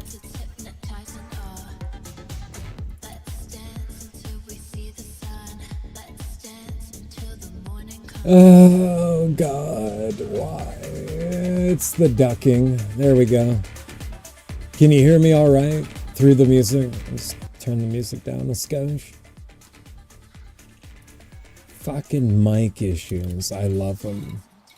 It's the thing I look forward to every day when I start streaming. Someone's like, can't hear you. Son of a bitch, I'm just doing one of these. Can you hear me now? You hear me all right? I'll just stop talking. It's fine. What's a stream without banter? A lot of mouth breathing. Lots of mouth breathing. I'm all for it. I'm all for it. It's just wasting energy, right? Go longer without saying a damn word. The best bit about streaming, speak that damn truth.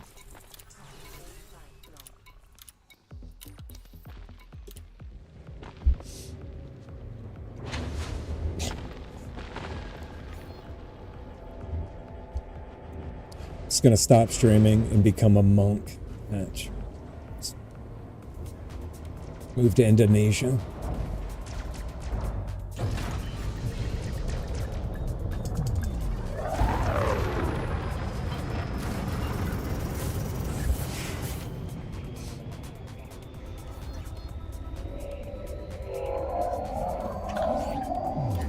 Thank you.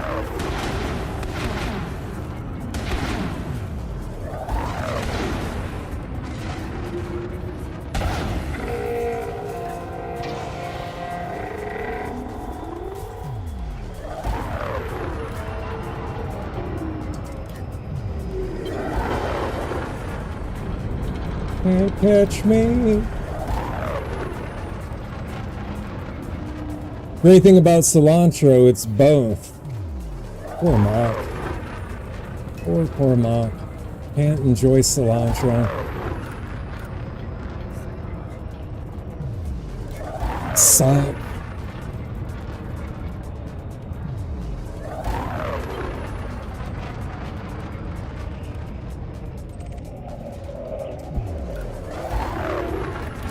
Just throw it on the ground, Claire.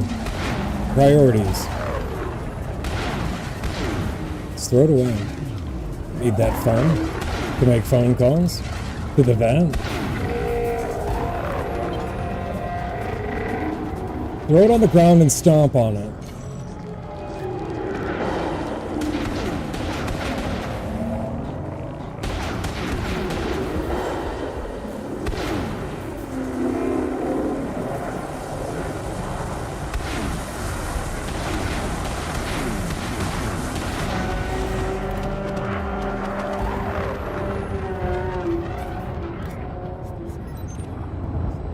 See Python Mark II.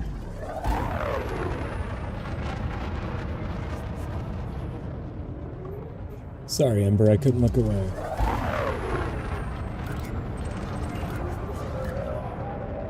Sure you understand.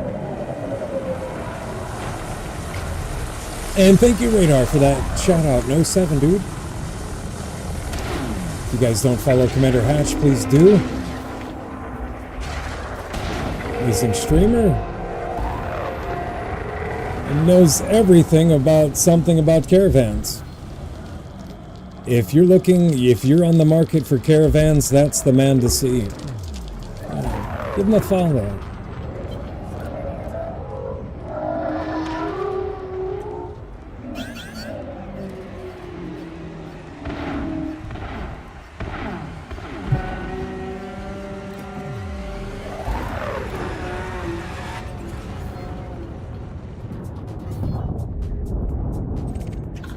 Where's the meme praise Chris Roberts buy ships?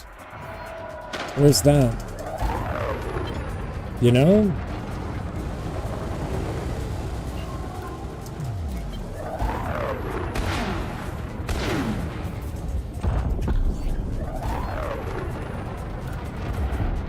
I appreciate the lurk, dude. Hopefully you're doing well.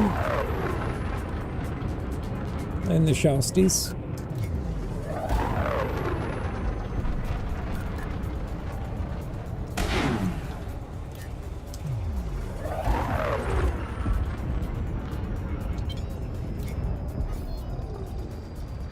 Why finish the game when you can make bank now? There you go.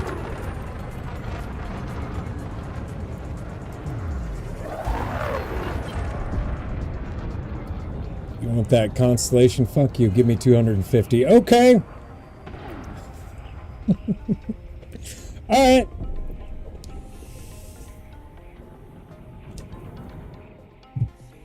Banking on 12.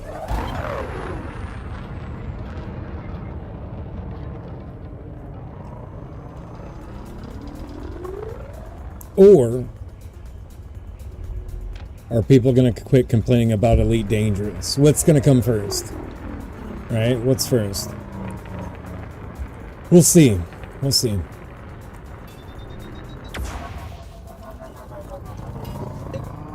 I don't think it's ever going to happen.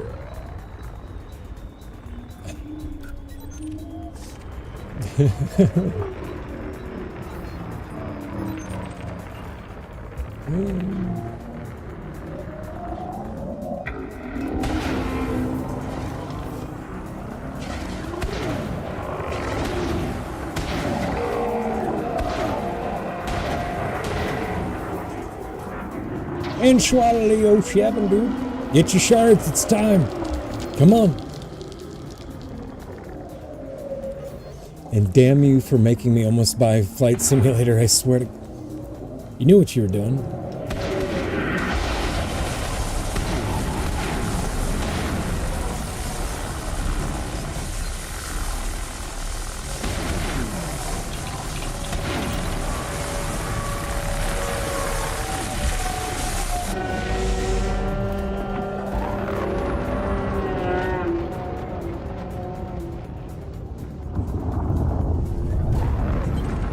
Shit, shards. I'm coming. Oh my god. That new invasion systems. I totally forgot last night was Tick, dude. Like, okay, we're gonna go to Tyrannus. Never mind.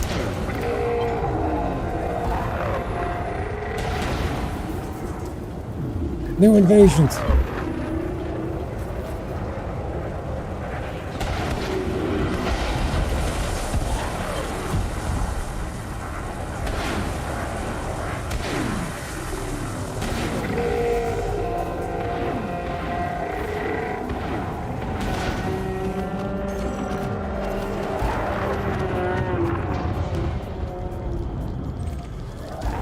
So much murder.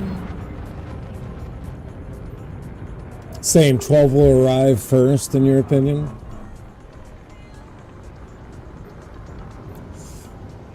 I started playing the roguelike mode. That's pretty fun as well once you get through the story. Looking forward to the DLC as well. Whenever that is. Roguelike's pretty fun. I'm just building Cyclops at this point.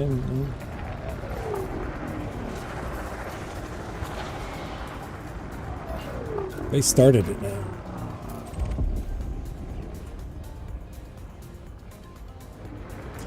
Where's the problem, Len? Where's the problem? Unless they stop coming. I don't see a problem with that. Is it just me? Len, no! No, Len!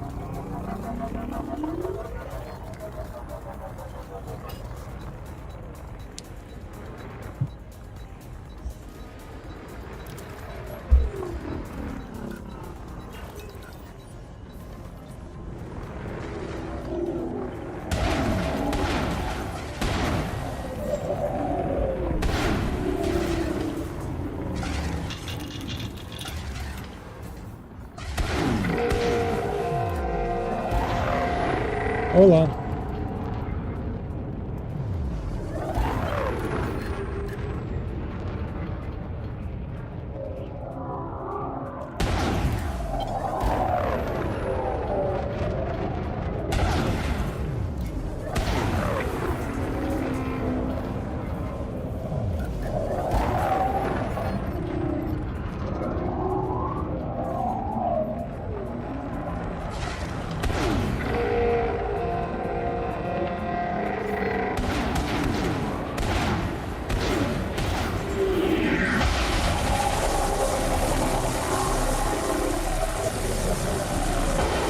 Reverse lightning.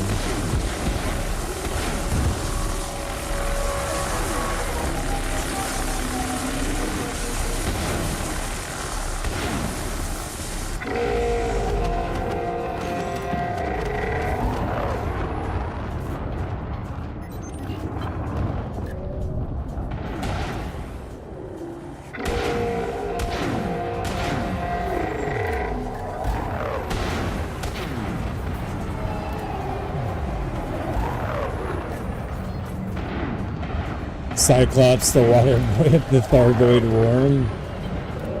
Just babies.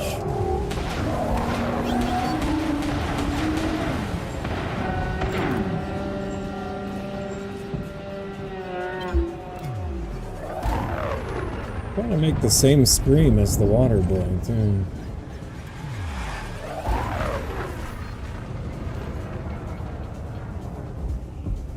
R&R.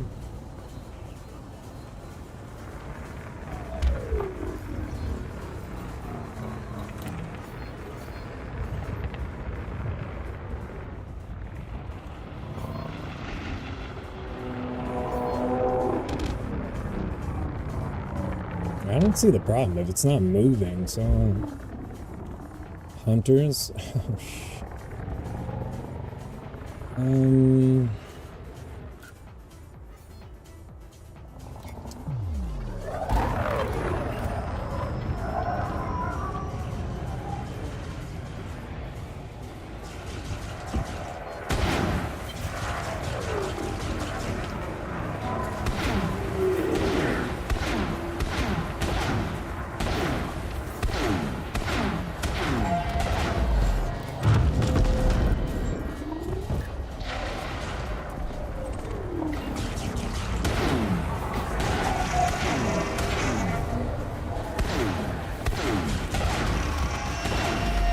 Jerk.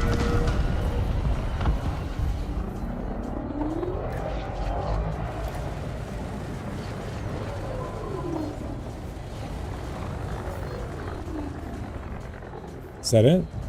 GG's.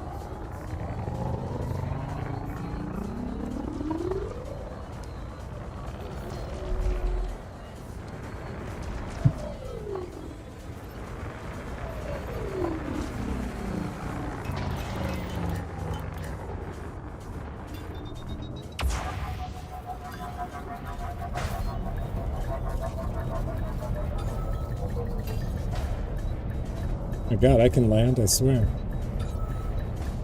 It's fine. Need a landing gear to land, too, by the way. Take note.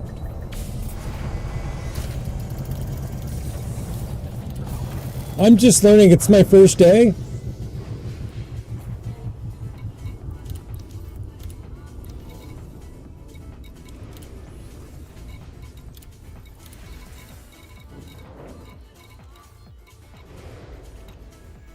See.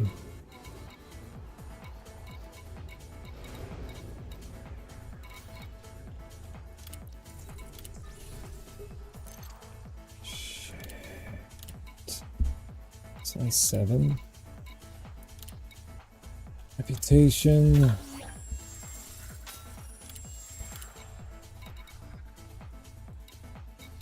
Care about modified embedded firmware.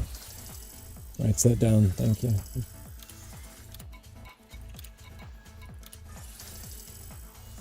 And remind me tomorrow that I need landing gear to land. Thank you. Oh.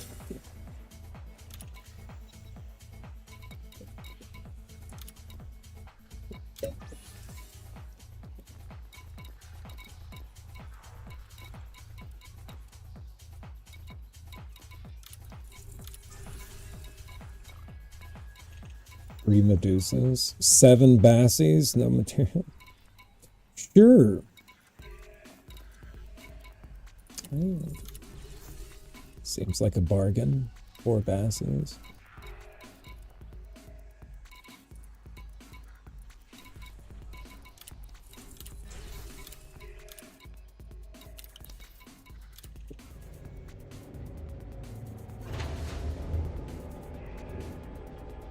You land hard enough, really? Do you need landing gear? You are the landing pad.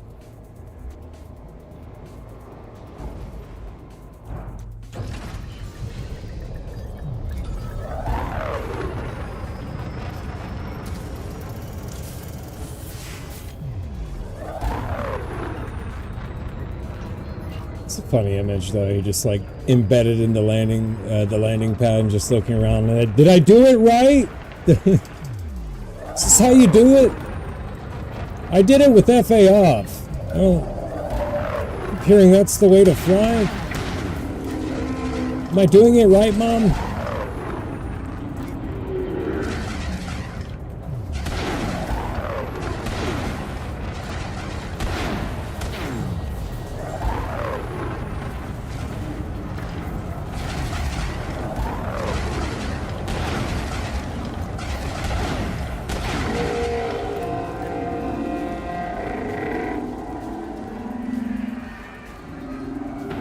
Flapjacks.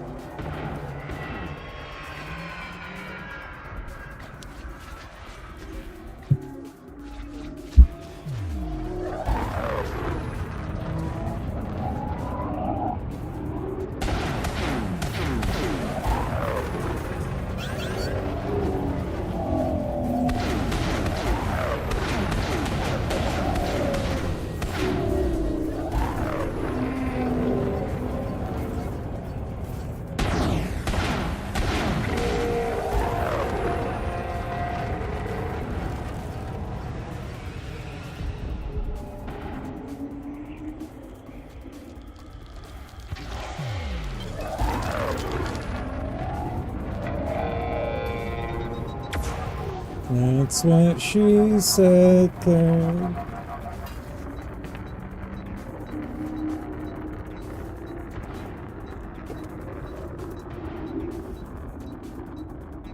So you want me to kill it? What?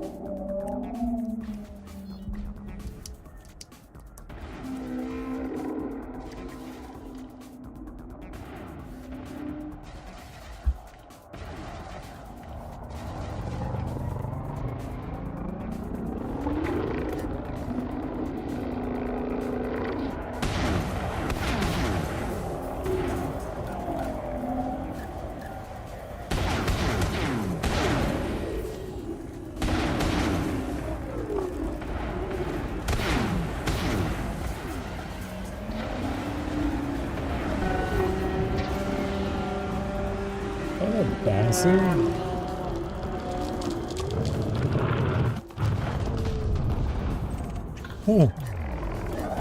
No shit.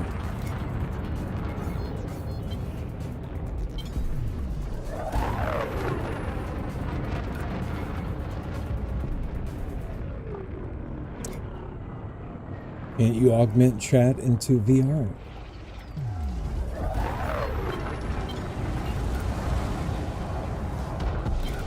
Can't you do that in VR?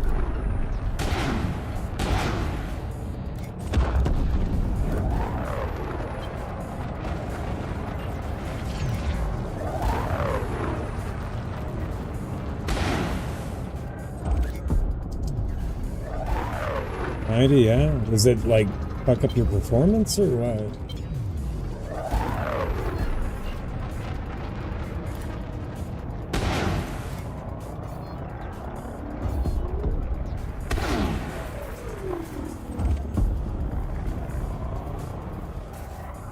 PC is running good again. I couldn't hear if you said what was fixed. Apparently, whatever. Okay.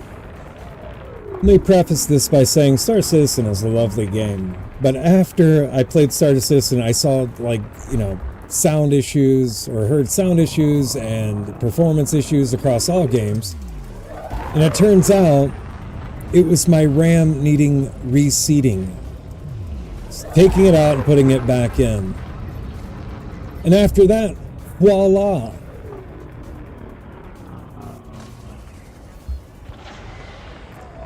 So basically, I had to shake the Access SC out of my RAM. I've never had this issue with RAM before. Like, I sat there, Claire, and stared at the screen for a good 5 minutes after. It's like, that was it? That was... what? The fuck? But yeah, that was the issue.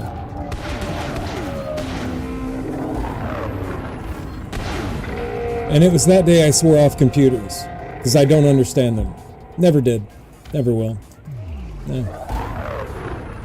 Mm-hmm.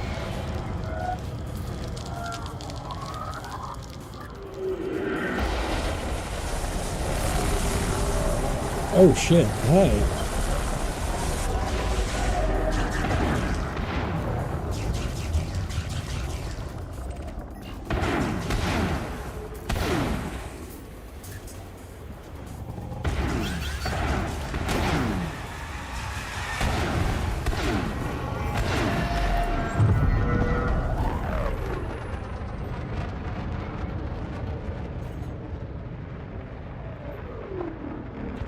Only need to just, if you have performance issues, just take out the RAM, shake a little bit. It fixes everything.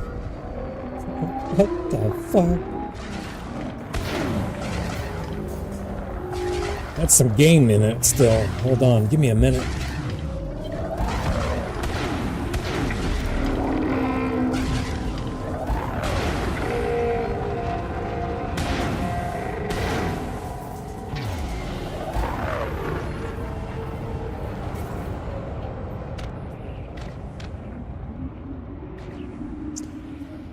You only need to shake out the ones. The O's don't matter. Okay, I'll noted. A couple zeros dropped out of there. Am I going to be all right? Huh.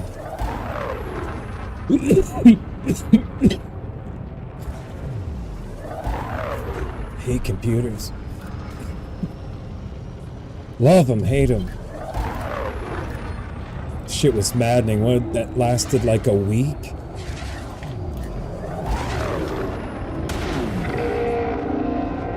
And like going back, the hindsight's like, I reformatted my OS, everything. I lost so much. It's the fucking RAM. Why, God? Why?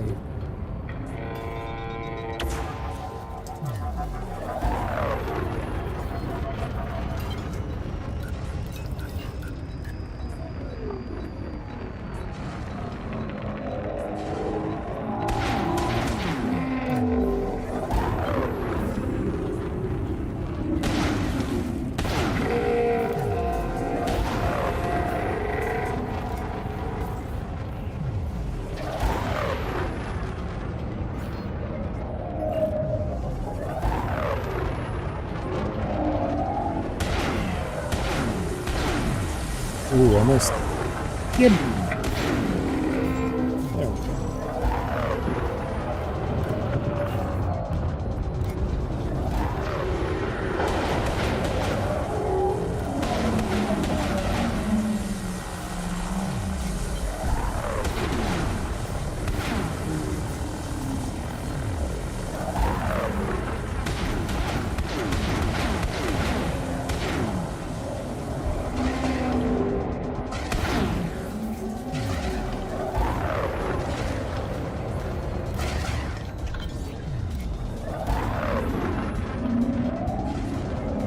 Needless to say, I haven't installed Star Citizen since, and I don't think I will for a very long time. But hey, I will one day, and if that happens again, I know what to do.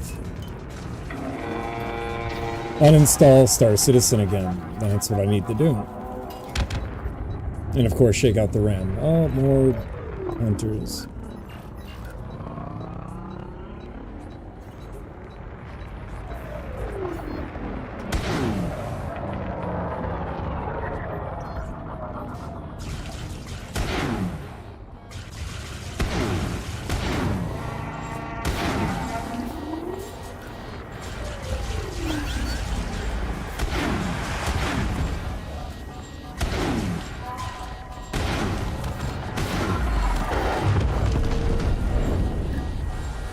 It's a little hot. You guys see smoke?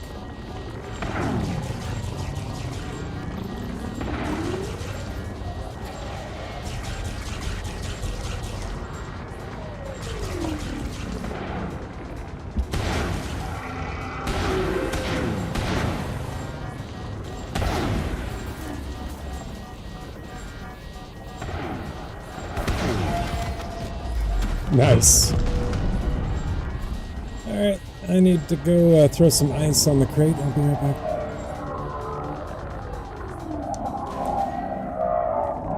Jeez. Wait, there's one more.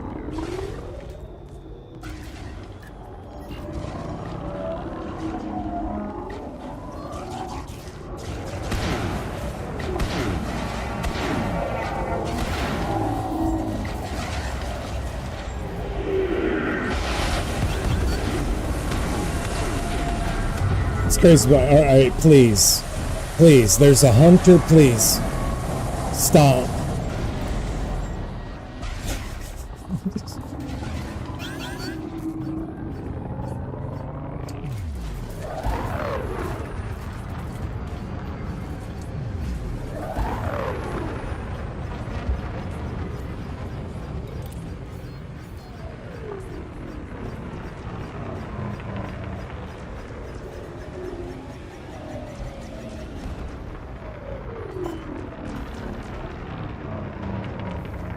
Right? What caustic looks at 500% heat? The missiles basically vaporize even before they hit your ship. It's like, what?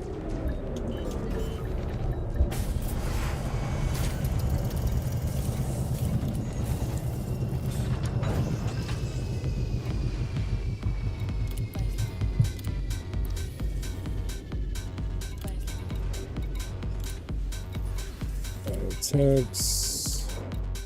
Exquisite.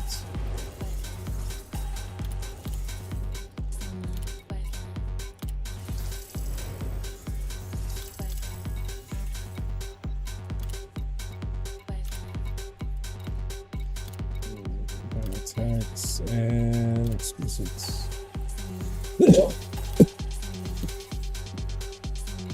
Excuse me. St. Peter's.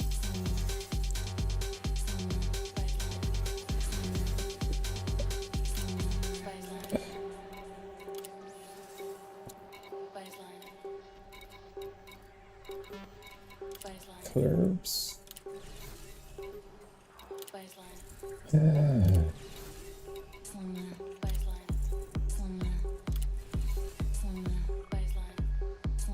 Is the RAM in your PC part look like an Etch-a-Sketch? It could be. Could be. I did buy it from Toys R Us. Yes, probably.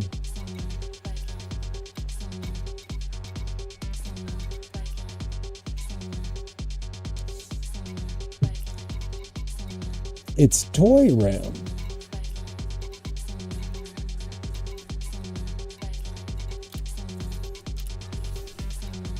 Honestly, though, it's pretty high performance RAM. It's shit. What's it? I think it's 32 gigs, 8 each.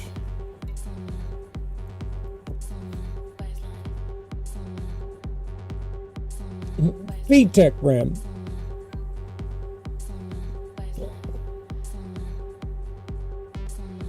I mean, Etch-a-Sketch has the same problem as the modern PC. If you drop it, you lose all your data.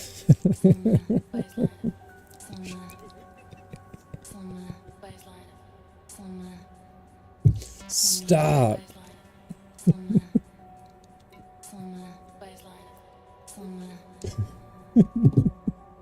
Don't drop that, I'm gonna lose all my data. No.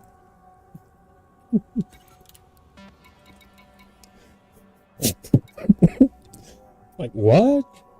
The random access memory, man. Don't fucking... Don't hit it too hard. Bump it against the car door, please. I don't want to lose my data. Are you okay? Yeah, why? It's not how that works. It happened with Star Citizen, let me tell you. That's pretty funny.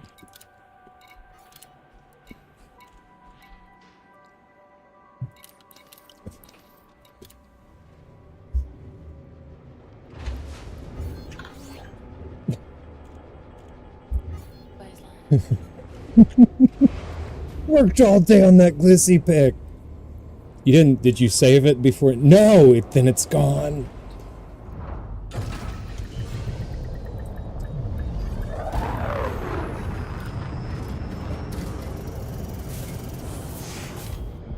It took me like 3 hours on the head.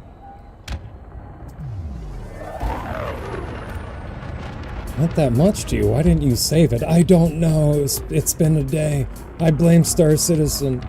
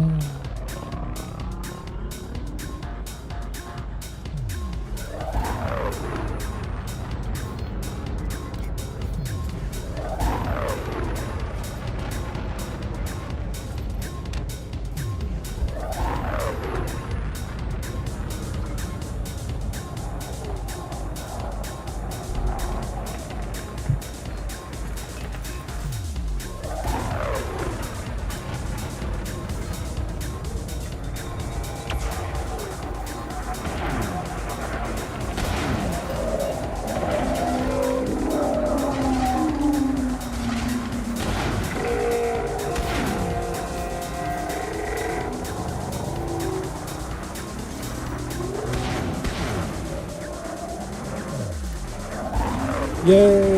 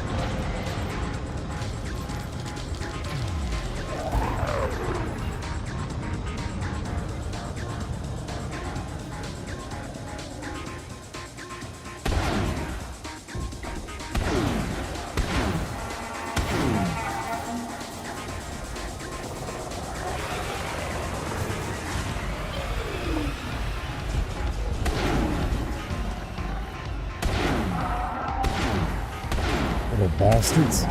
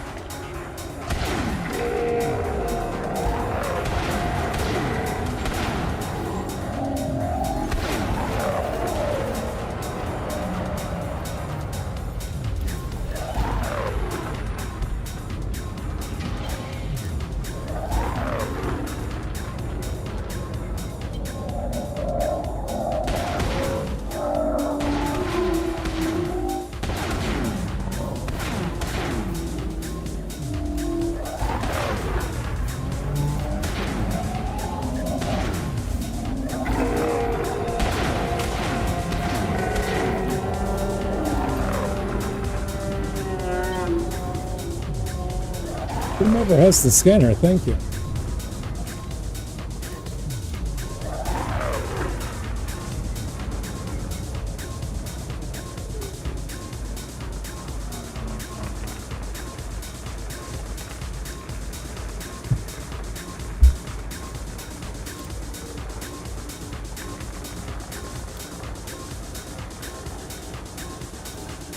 Well, it's my decision. I don't give a shit. We have people here who really don't care. I don't know. It's up to Lynn. It's all on Lynn's shoulders.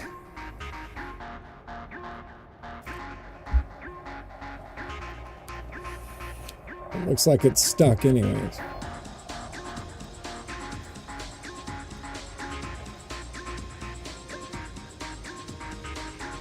And where the hell is Swaddle? At 4? Okay. Guys seen Swaddle?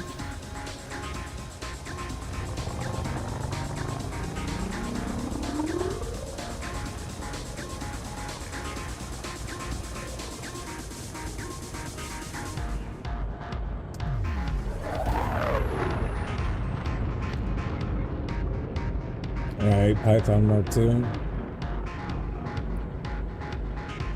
Well, you got your R&R, you know. Reload and replace. Ship.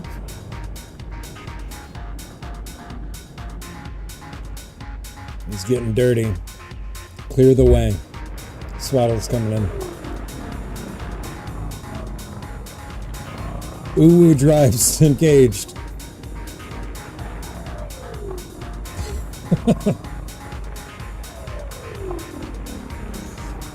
You're gonna see him gliding in and all these Pikachus in his wake. It's gonna be amazing.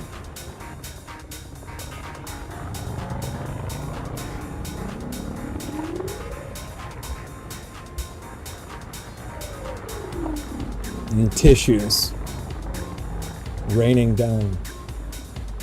Interceptor spotted. Thank you.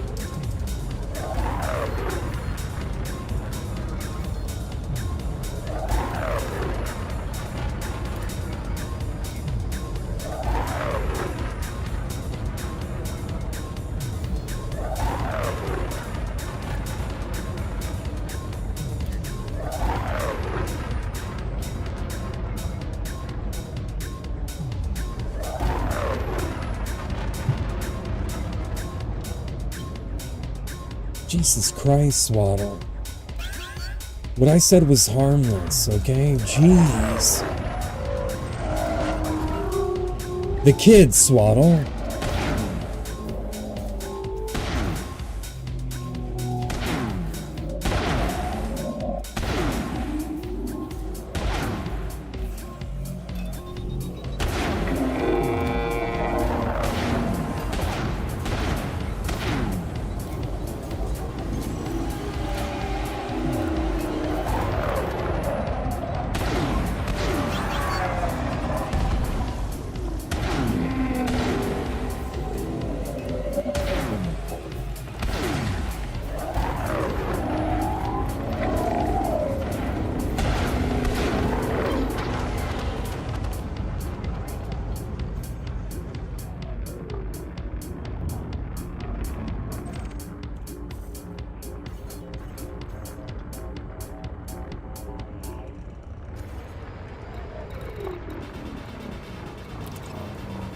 No.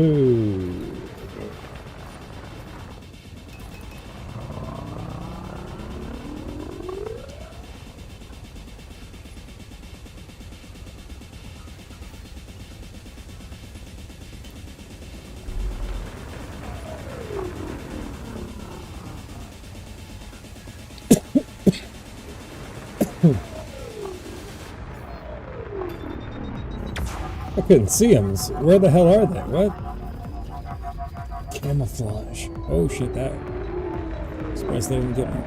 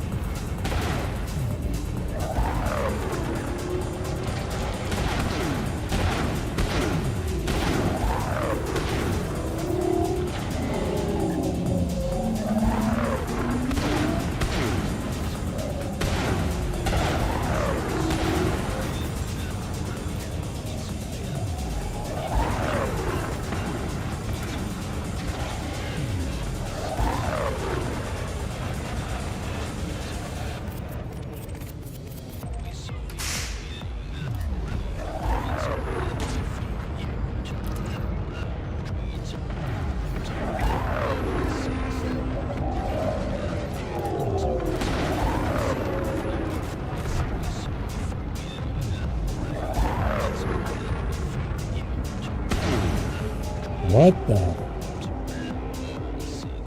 Okay, you got the heart. Right? Okay.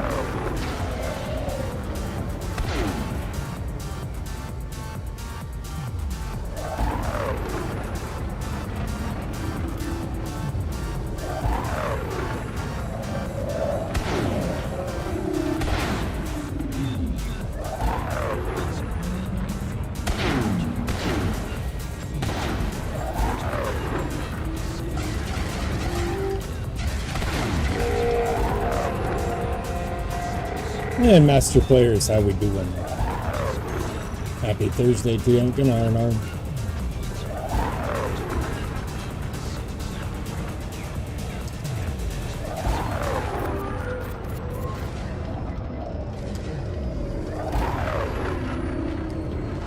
No.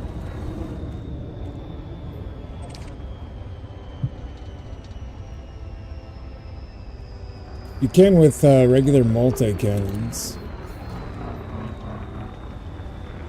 but it takes some time.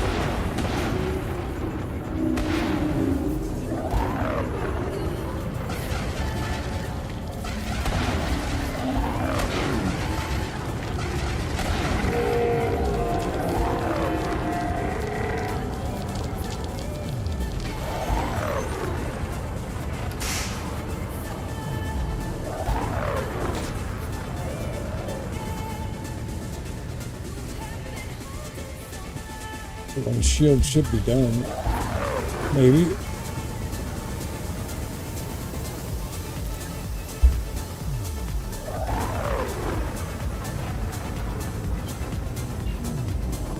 Yep.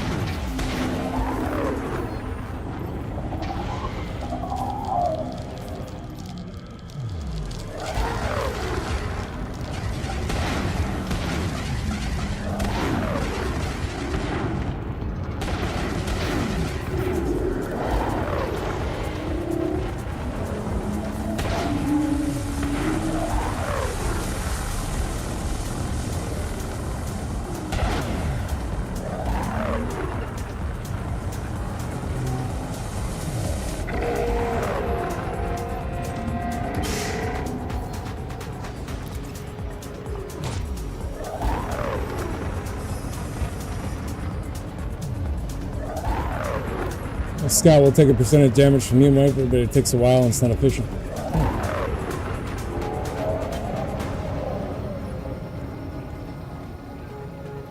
Like, what was it, when it was only multi-cannons and missiles back in the day? I mean, we used regular multi-cannons and they do slight damage.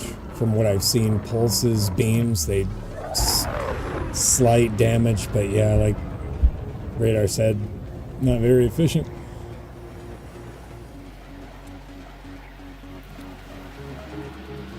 Has anybody tried a Death Star build against scouts?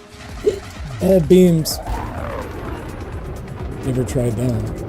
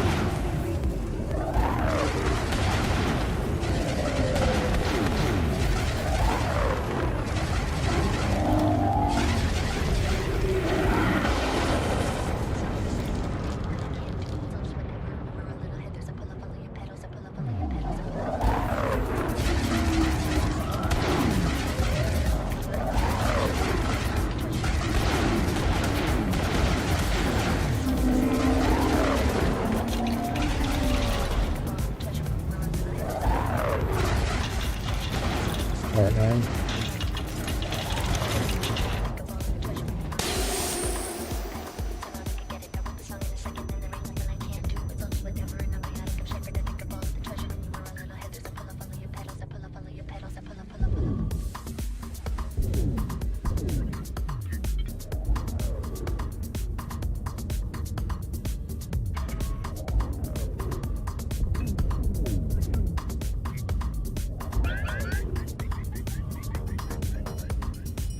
Be right back.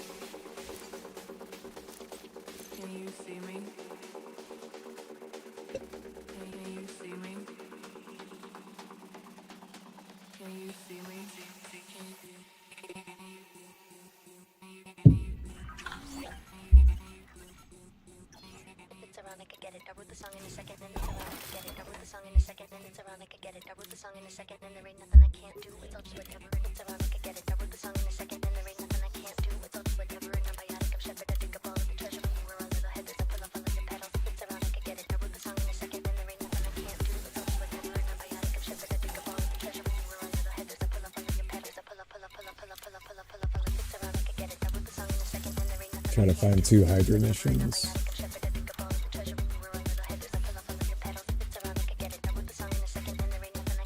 There we go. Just one.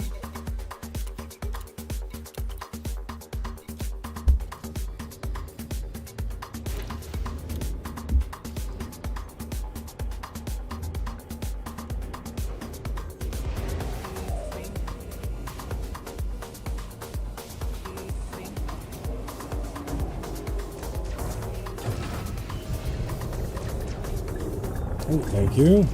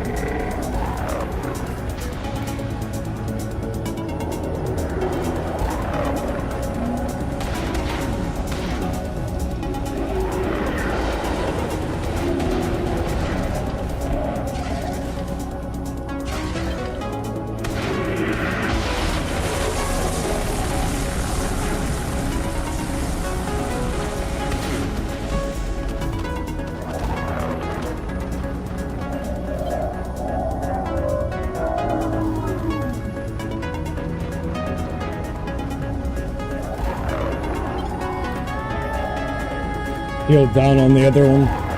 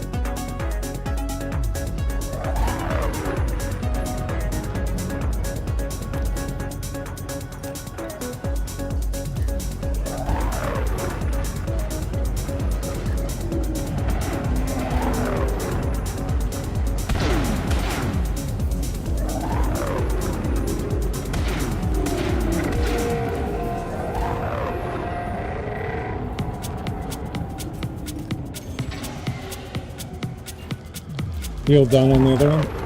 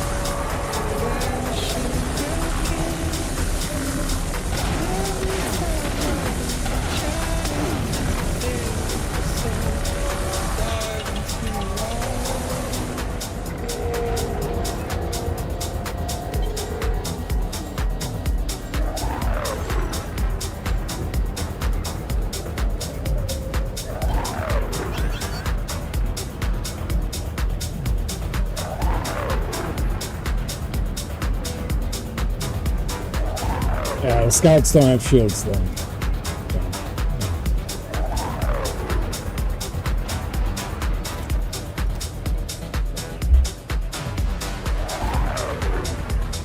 Seemed to remember somebody saying that they did take out scouts with pulse beams or something like that, but you're going to be sitting there for a very long time.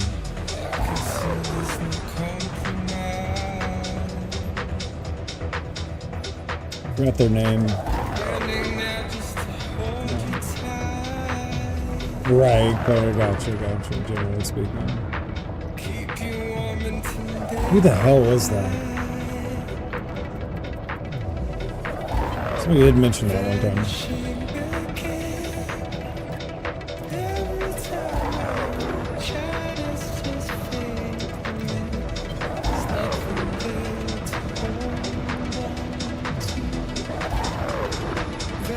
And Redshift and Tragic Blue 07. How you doing?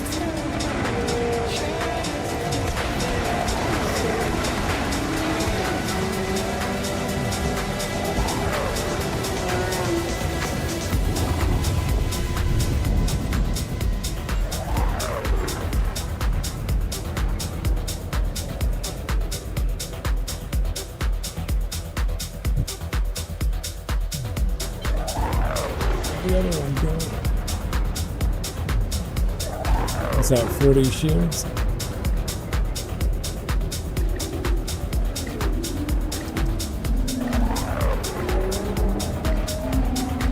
Zero.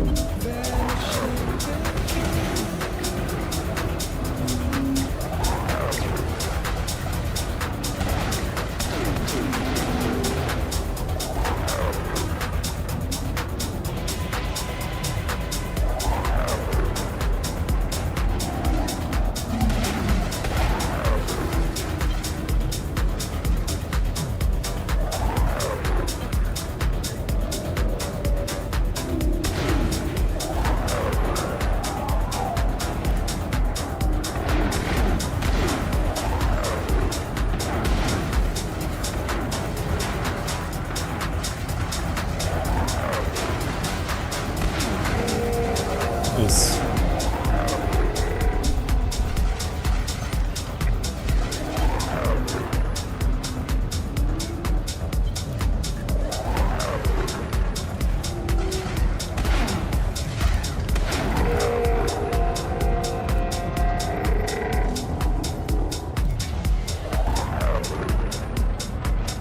I'm gonna throw it on the left. It makes it kind of weird.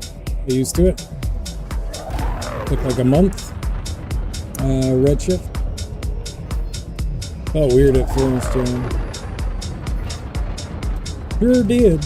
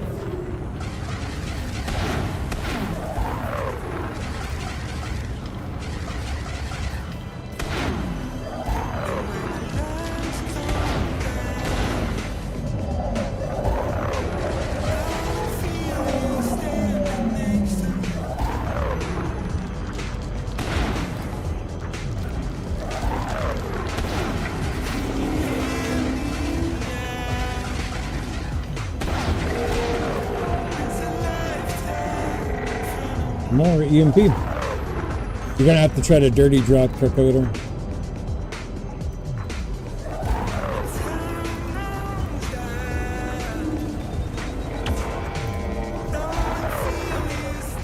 I believe Swadulus is in the instance. You might be able to wing up with him.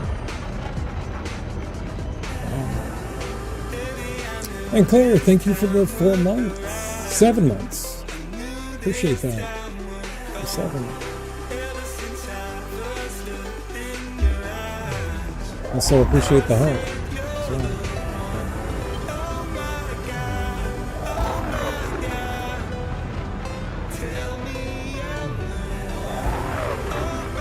Kind of makes you want to strap on a bunch of pulse beams and try taking out scouts. What could go wrong? You know?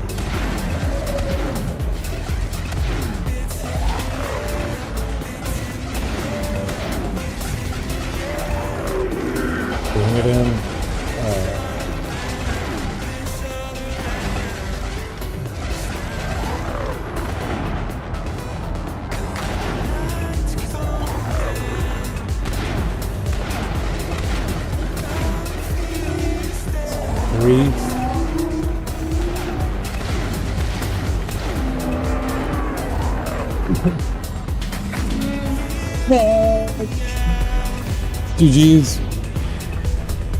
For science! Do it!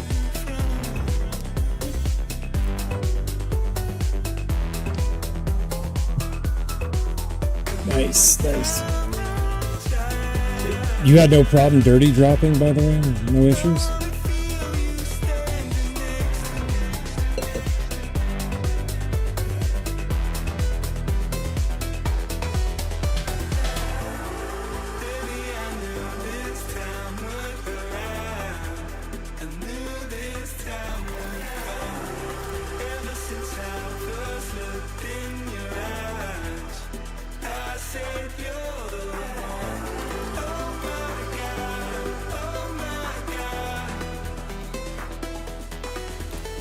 Hey.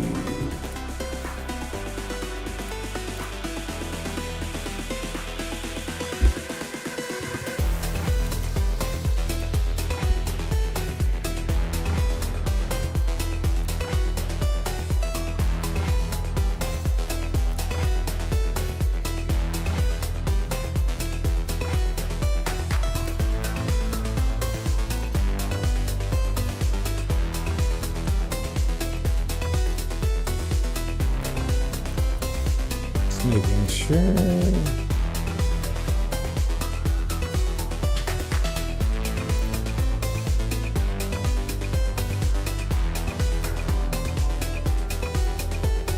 Yeah, you're in the group.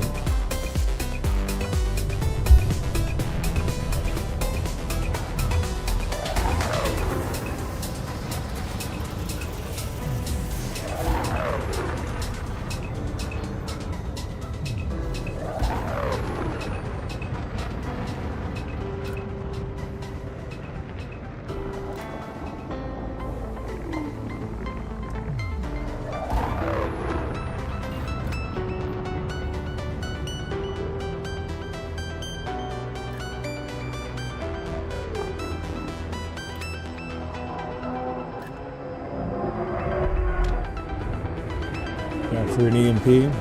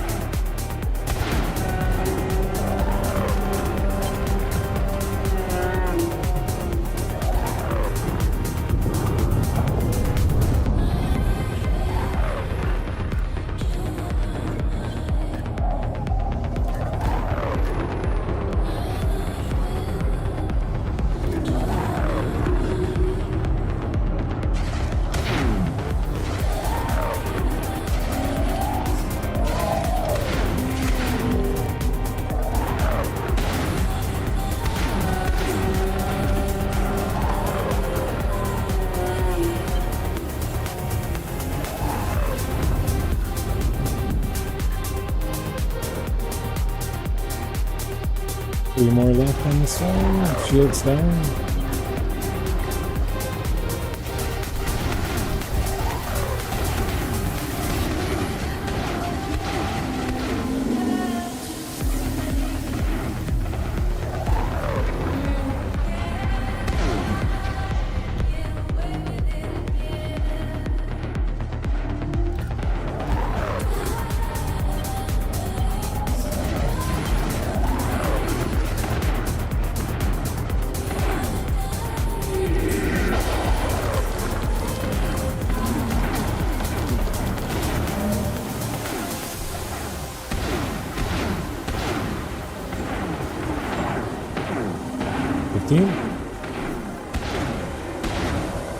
Yes.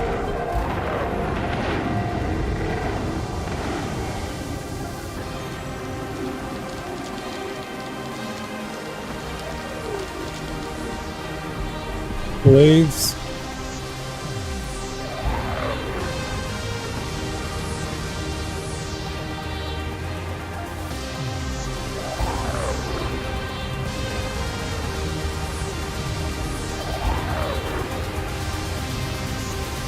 Pretty sure. Maybe not. Let's see a shroud already.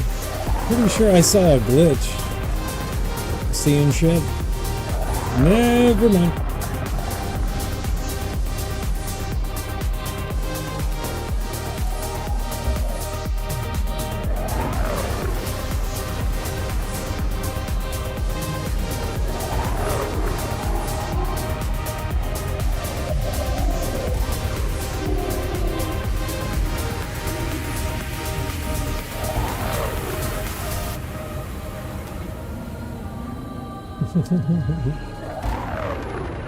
He's got the pre-made.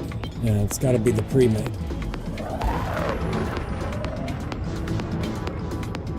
The pre-bits.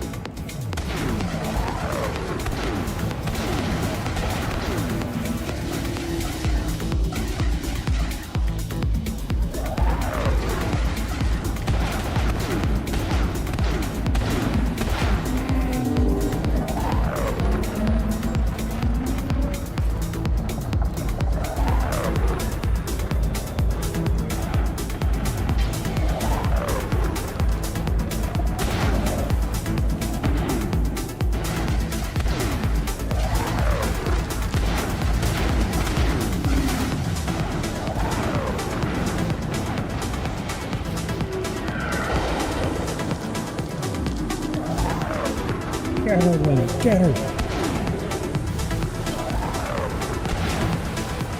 10.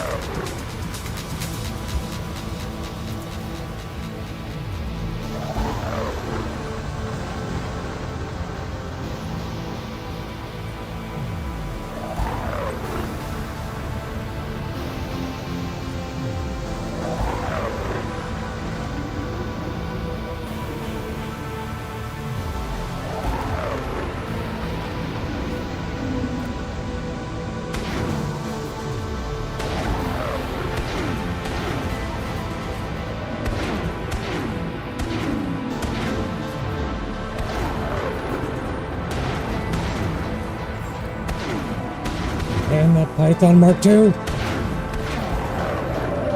So many people said it was the preferred way to go.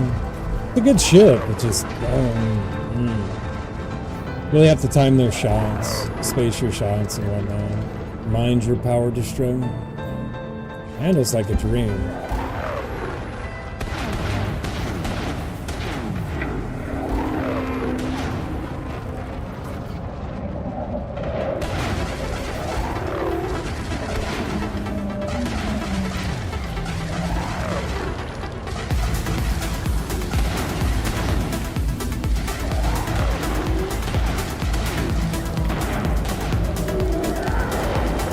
31.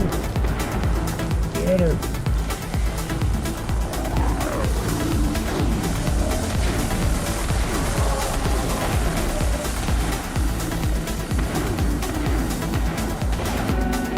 Jeez. Jeeges. That's what happens when you touch the Python Mark II. You see what happens. Touching the Python Mark II like that.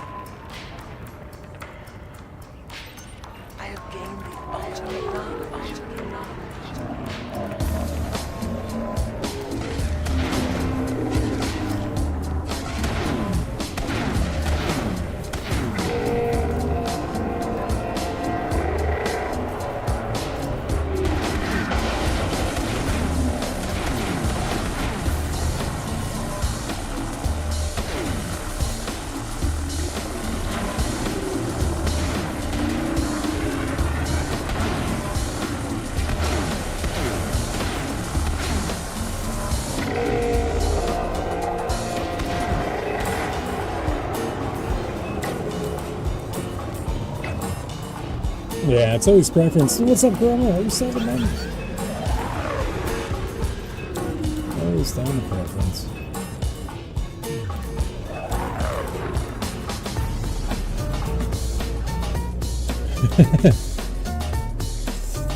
It's fine, Swallow. It's perfectly balanced.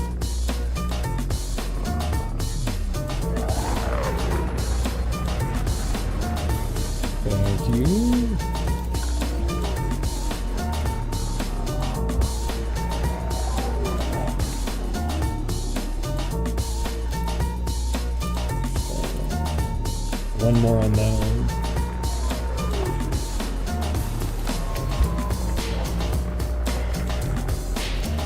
Alright, I'm gonna use the restroom, get a drink, stretch. I can't feel my legs. Move them around a bit. And if you've been sitting for more than 2 hours, make sure you stretch. That means you too, Namex. Come on now. You've been playing Diablo for the past 6 hours. Need to get up and stretch. Fluff out the Afghan. Yeah.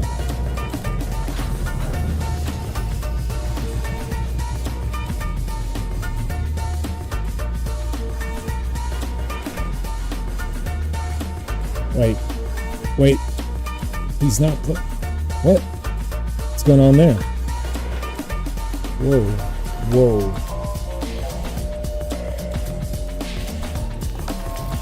Hope he's okay. What the? No, go away.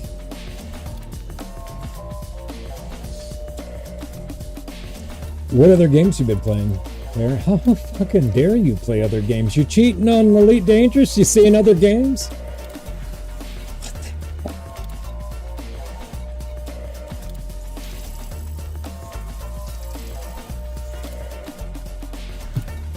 It's a toss-up between shit, I haven't been playing that, like Diablo 4 and Tarkov. Besides that, not much. What have you been playing, though?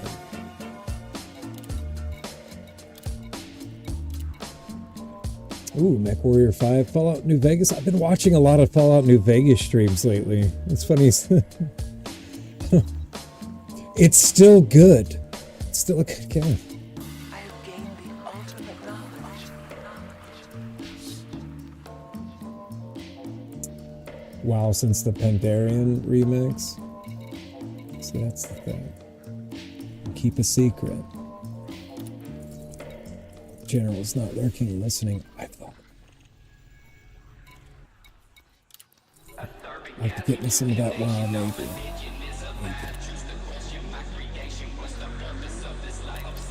Yeah, Fang. 07. All right, I'm going to take a quick break. I'll be back in like 5. Enjoy the music.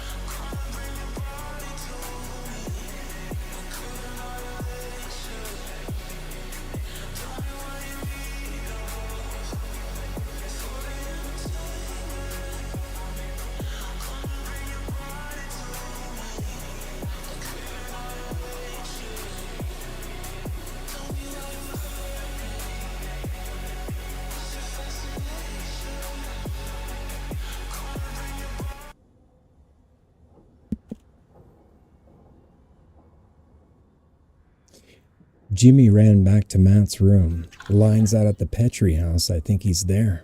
God damn, we're so stupid. And got off the bed. Matt's face seemed to squeeze and crumple.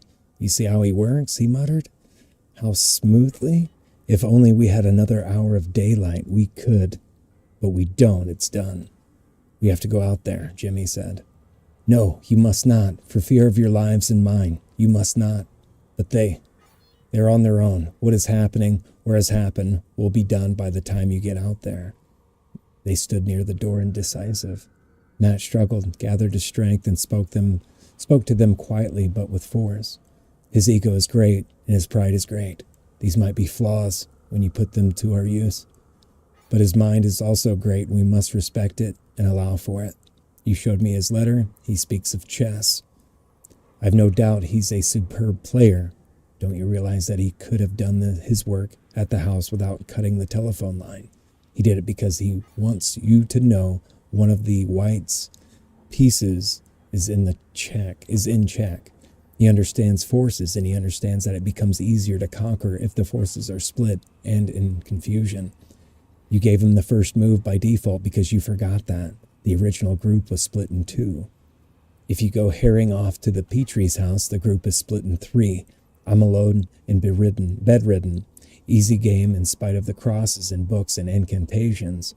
All he needs to do is send one of his almost undead here to kill me with a gun or a knife.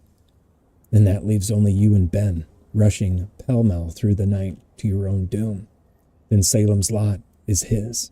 Don't you see it? Ben spoke first. Yes, he said. Matt slumped back. I'm not speaking out of fear for my life, Ben. You have to believe that. Not even for fear of your lives. I'm afraid for the town. No matter what else happens, someone must be left to stop him tomorrow. Yes, and he's not going to have me until I have revenge for Susan. A silence fell among them. Jimmy Cody broke it. They may get away anyway, he said meditatively. I think he's underestimated Callahan, and I know damn well he's underestimated the boy. The kid is one cool customer. We'll hope, Matt said, and closed his eyes. They settled down to wait. Chapter 20. Father Donald Callahan stood on one side of the spacious Petrie kitchen, holding his mother's cross high above his head, and it spilled its ghostly effulgence across the room. Barlow stood on the other side, near the sink, one hand pinning Mark's hands behind his back, the other slung around his neck. Between them, Henry and June Petrie lay sprawled out on the floor in the shattered glass of Barlow's entry. Callahan was dazed. It all had happened with such swiftness that he could not take it in. At one moment he had been discussing the matter rationally, if maddeningly, with Petrie, under the brisk, no-sense glow of the kitchen's light.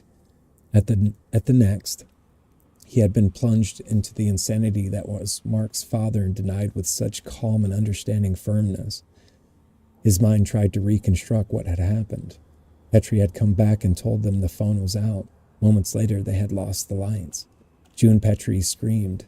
A chair fell over. For several moments, all of them had stumbled around in the new dark, calling out to each other. Then the window over the sink had crashed inward, spraying glass across the kitchen counter and onto the linoleum floor. All this had happened in a space of 30 seconds. Then a shadow had moved in the kitchen, and Callahan had broken the spell that held them.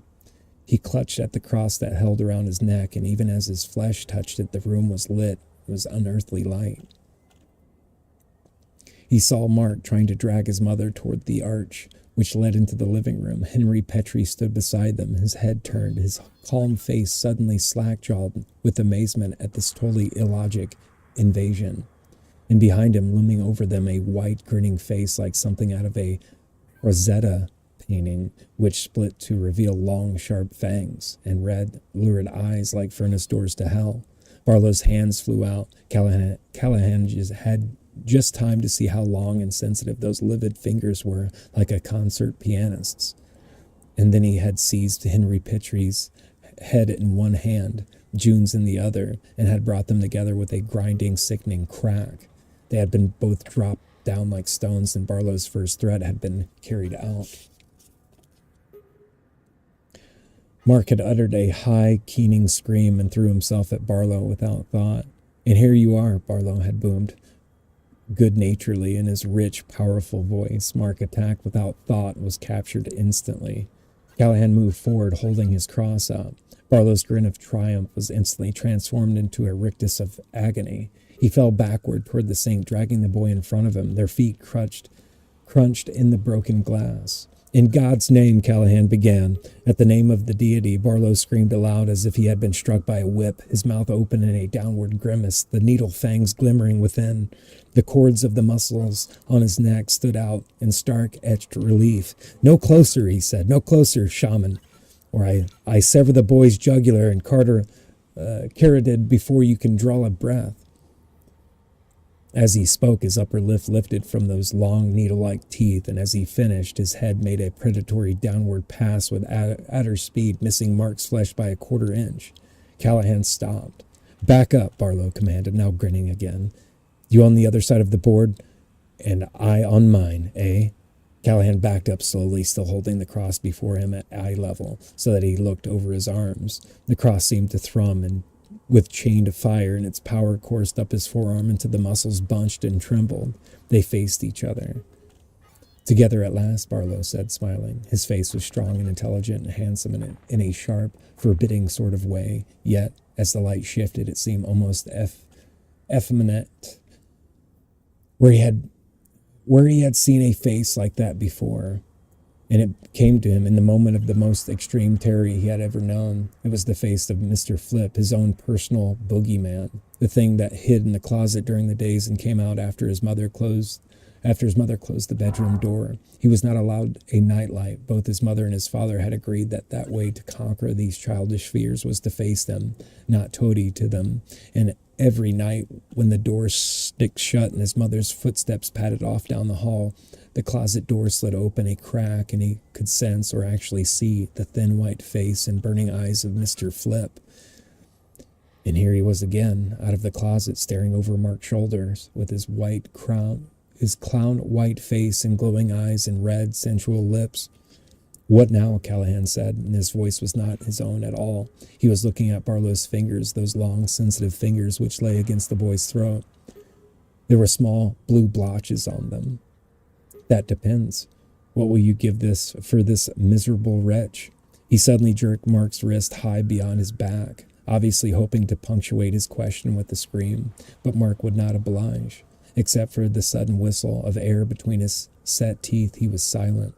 You'll scream, Barlow whispered, and his lips had twisted in a grimace of animal hate. You'll scream until your throat bursts. Stop that, Callahan cried. And should I? The hate was whipped from his face. A darkly charming smile shone forth in its place. Should I reprieve the boy? Save him for another night? Yes. Softly, almost purring, Barlow said, Then will you throw away your cross and face me, on even terms, black against white, your faith against my own?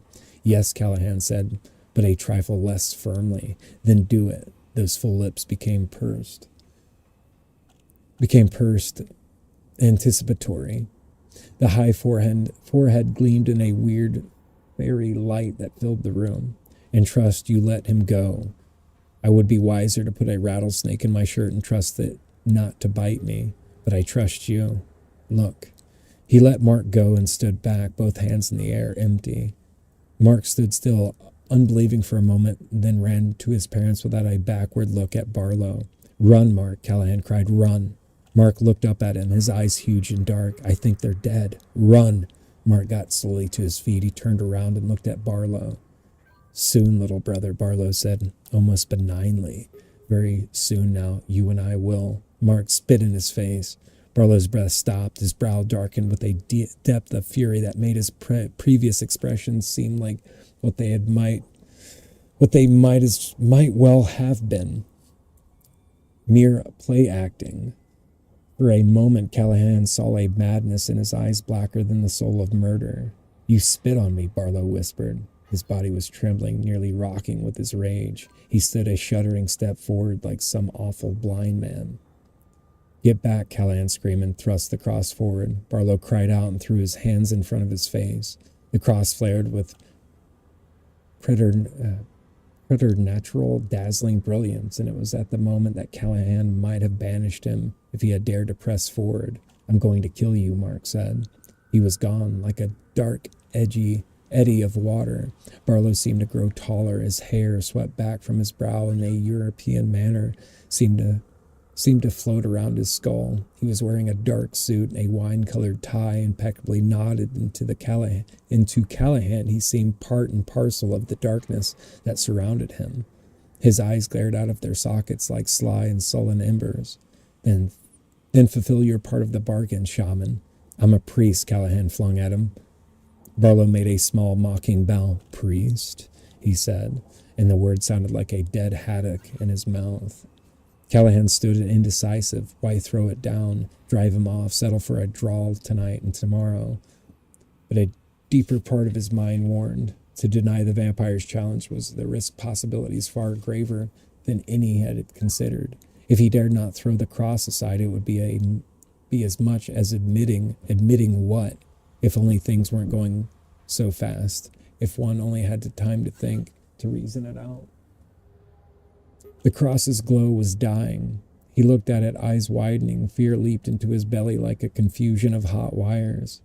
His head jerked up, and he stared at Barlow. He was walking toward him across the kitchen, and his smile was wide, almost voluptuous.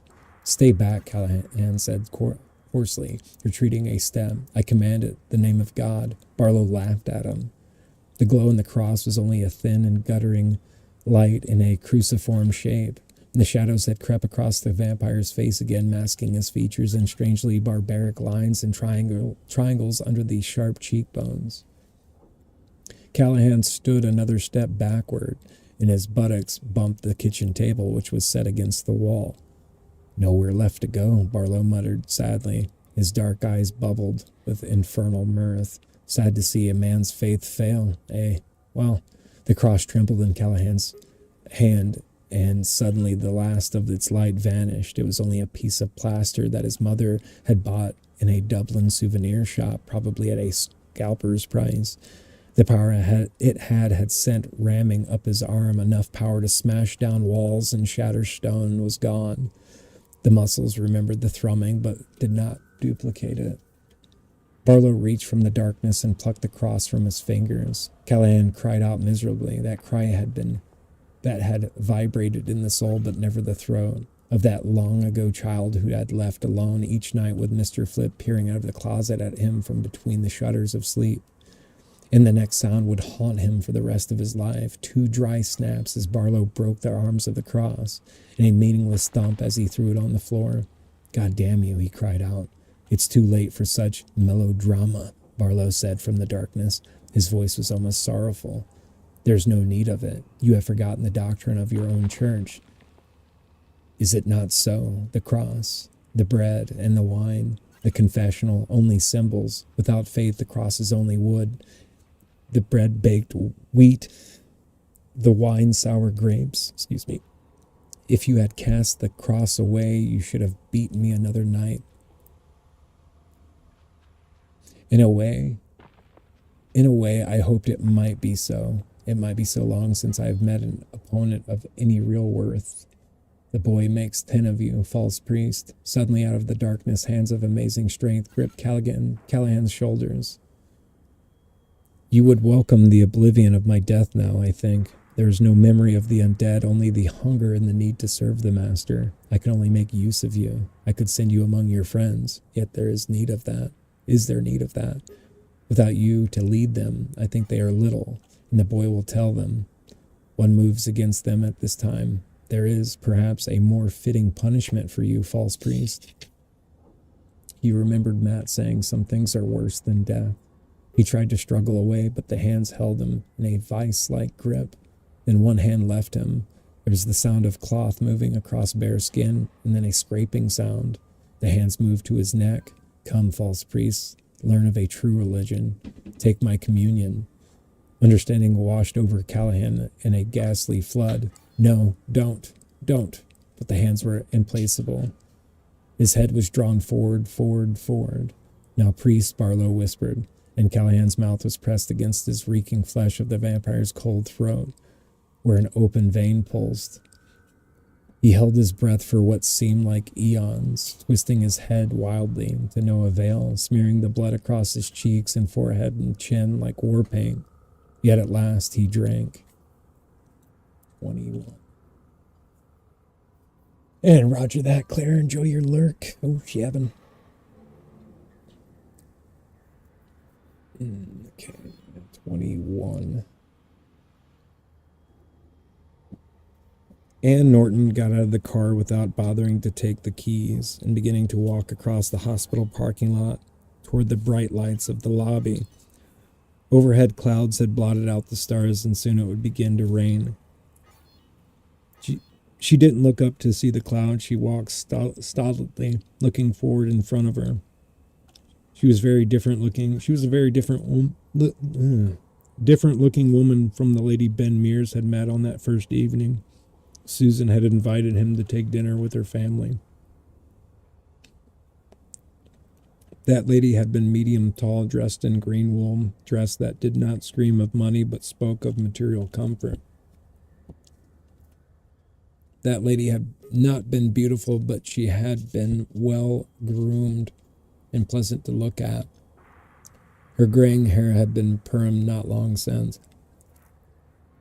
This woman wore only carpet slippers on her feet. Her legs were bare and with no supposed to mask them. Varicose veins bulged prominently, although not as prominently as before. Some of the pressure had been taken off them. She was wearing a ragged yellow dressing gown over her negligee. Her hair was blown and errant, sheaves by the raising wind. Her face was pallid, and heavy brown circles lay beneath her eyes.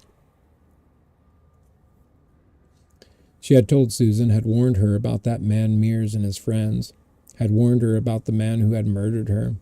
Matt Burke had put him up to it. They had been in cahoots. Oh, yeah, she knew. He had told her. She had been sick all day, sick and sleepy, and nearly unable to get out of bed.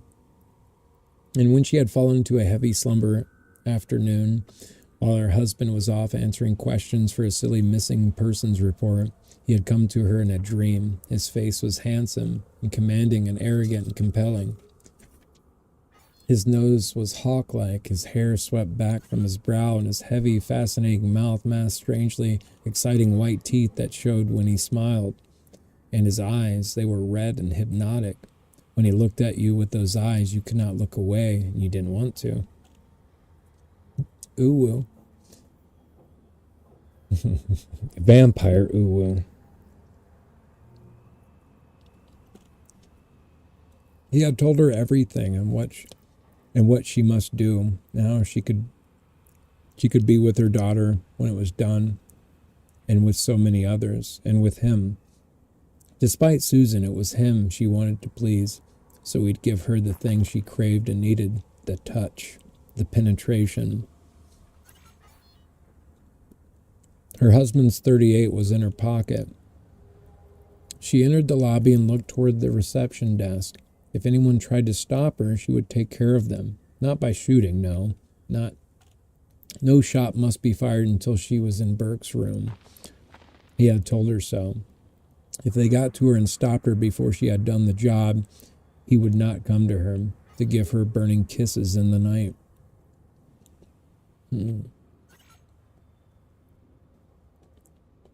There was a young girl at the desk in a white cap and uniform, working a crossword in the soft glow of a lamp over her main console.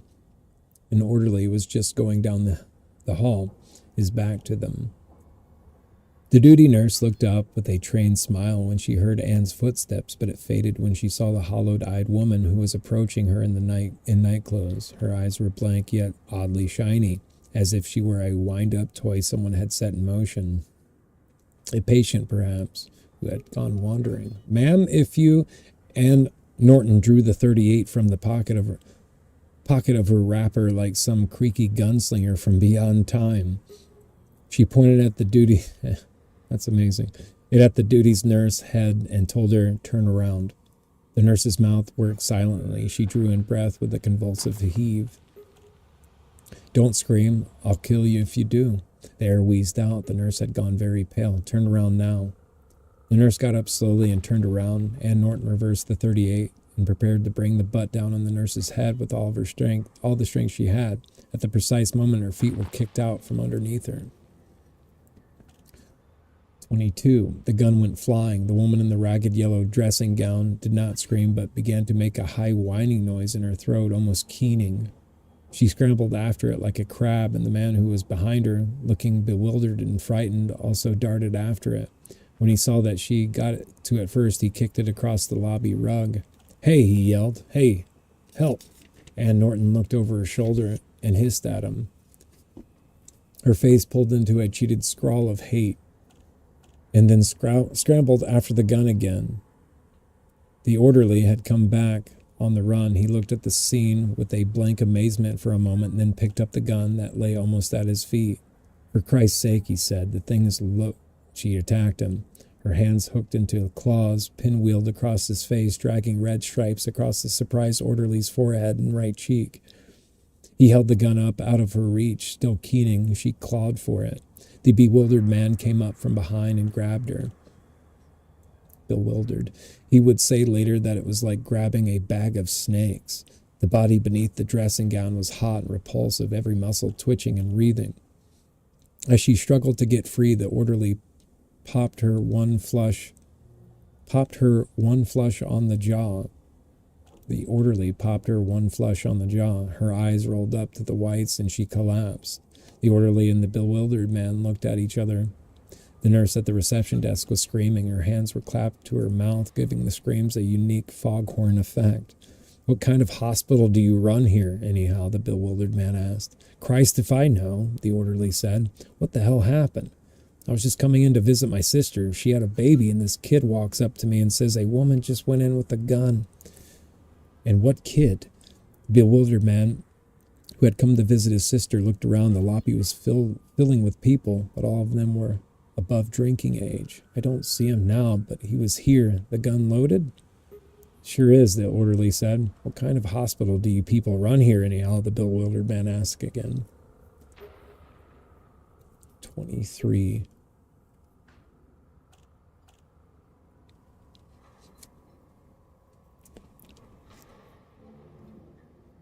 Finish this damn book today. Get on the stand tonight. We're back to Wolves of Kala.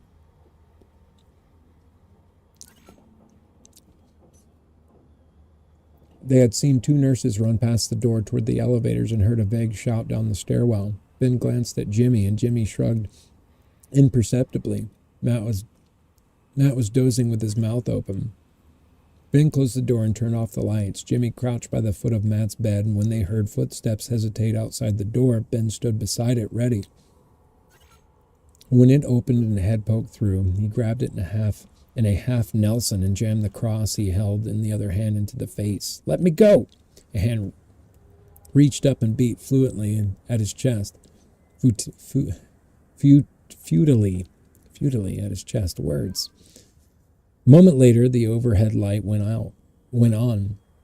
Matt was sitting up in the bed, blinking at Matt Petrie, who was struggling in Ben's arms. Jimmy came out of his crouch and ran across the room. He seemed almost ready to embrace the boy when he hesitated. "Lift your chin," Mark did, showing all three of them his unmarked neck.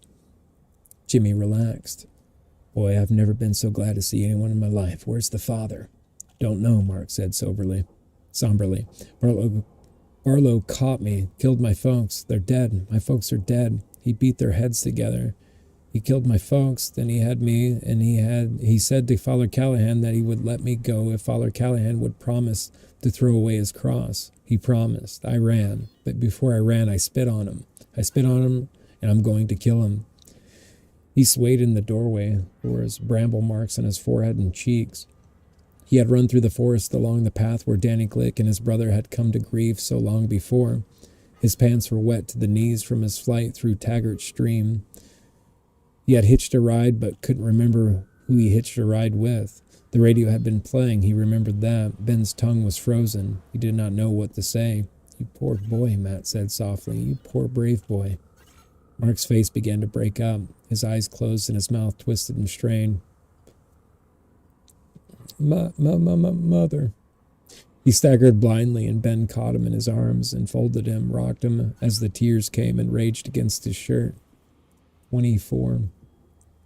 Father Donald Callahan had no idea how long he walked in the dark. He stumbled back toward the downtown area along Jointner Avenue, never heeding his car, which he had left parked in the Petrie's driveway. Sometimes he wandered in the middle of the road, and sometimes he staggered along the sidewalk.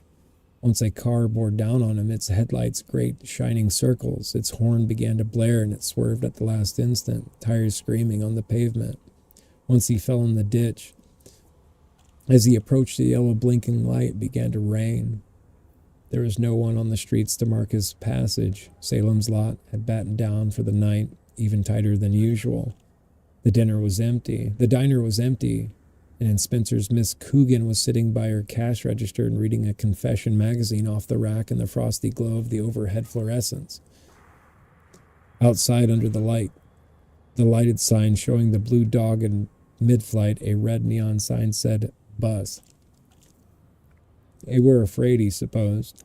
They had every reason to be. Some inner part of themselves had absorbed the danger, and tonight's doors were locked in the lot that had not been locked in years, if ever. He was on the streets alone, and he was alone, and he alone had nothing to fear. It was funny. He laughed aloud, and the sound of it was like wild lunatic sobbing. No vampire would touch him, others perhaps, but not him. The master had marked him. He would walk free until the masters claimed his own. St. Andrew's loomed above him. He hesitated, then walked up the path. He would pray all night if necessary, not to the new God, the God of the ghettos and social conscience and free lunches, but the old God who had proclaimed through Moses not to suffer a witch to live, and who had given unto his own Son to raise from the dead. A second chance, God. All my life for penance, only a second chance. He stumbled up the wide steps, his gown muddy and bedraggled, his mouth smeared with Barlow's blood. At the top, he paused a moment and then reached for the handle of the middle door. And as he touched it, there was a blue flash of light, and he was thrown backward. Pain lanced his back, then his head, then his chest and stomach and shins as he fell over, head over heels down the granite steps to the walk. He lay trembling in the rain, his hands afire. He lifted it before his eyes. It was burned. Unclean, he muttered. Unclean, unclean, oh God, so unclean. He began to shiver. He slid his arms around his shoulders and shivered in the rain. The church loomed behind him, its doors shut against him. 25.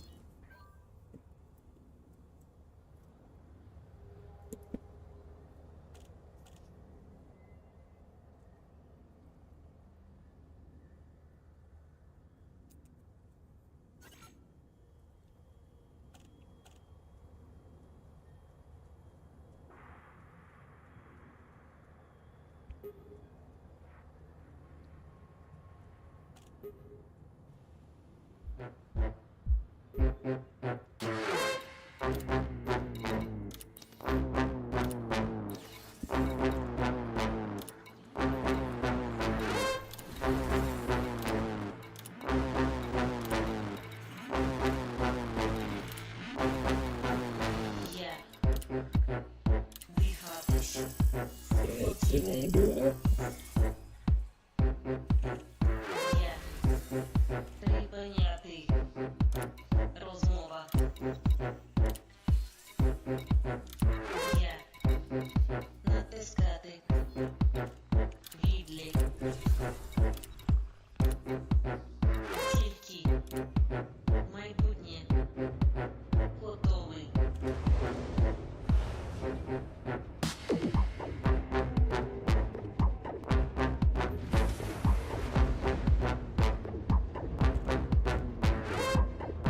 Scared everybody off.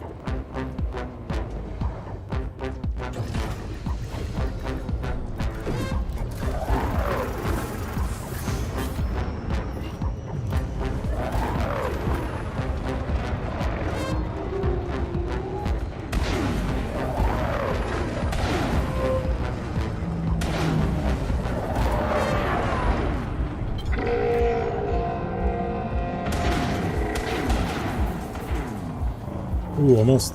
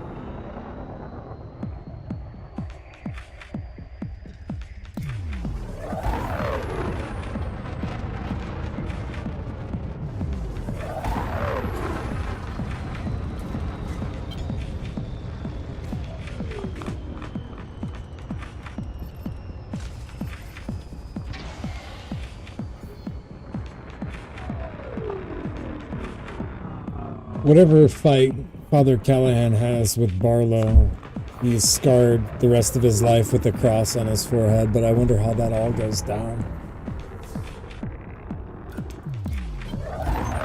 That actually happens, unless it's just something in Wolves of Calla. Sorry, inner thoughts.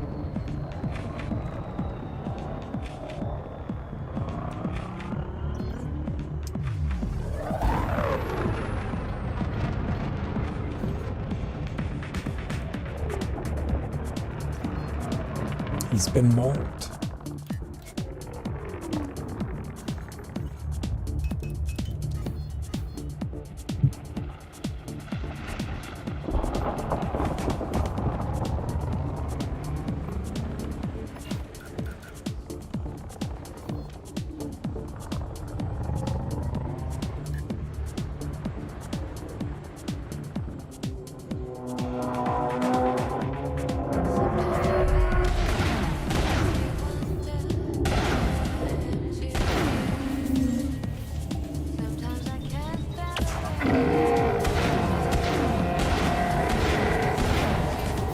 One more.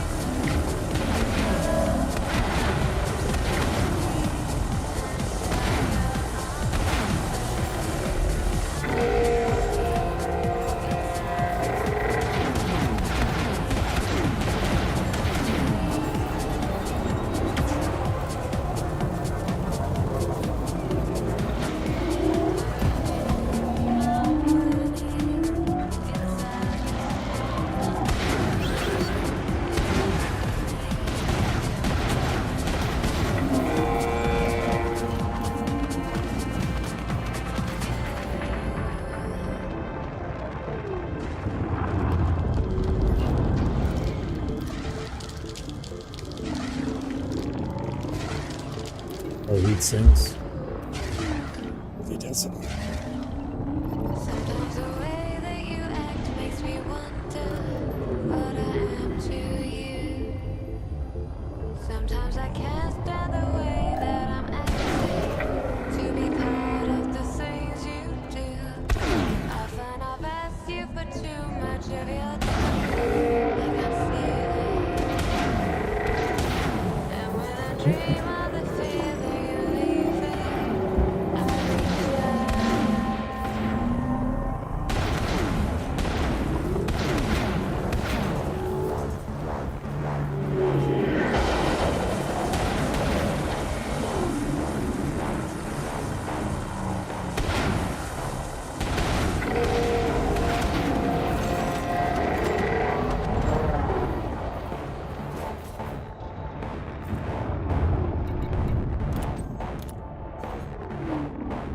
Nice. Nice. Ooh, I wonder where Lynn went.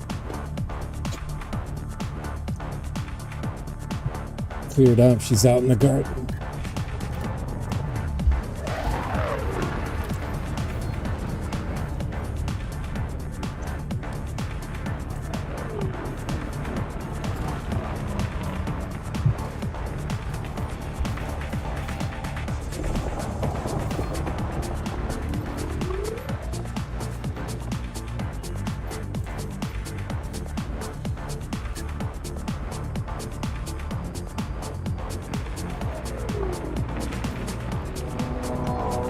Gotcha. I see you.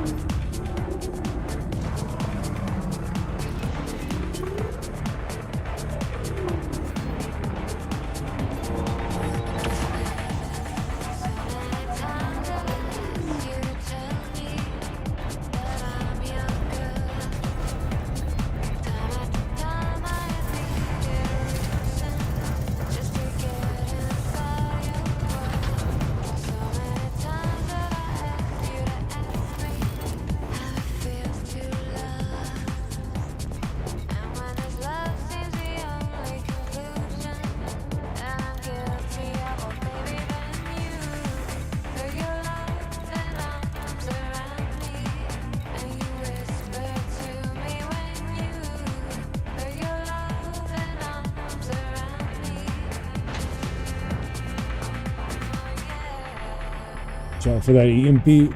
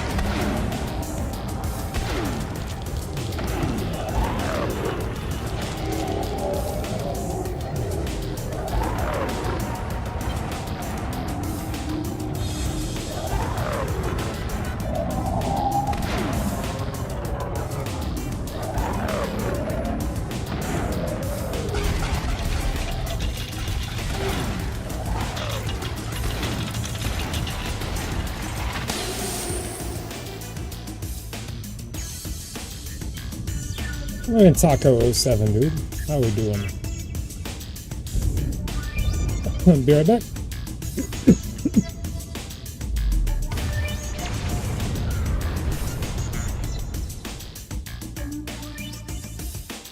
What you up to today, man?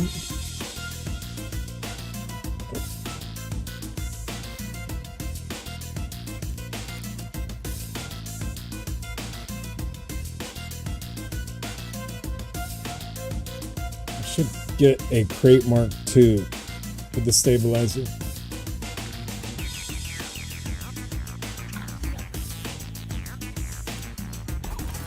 All shards.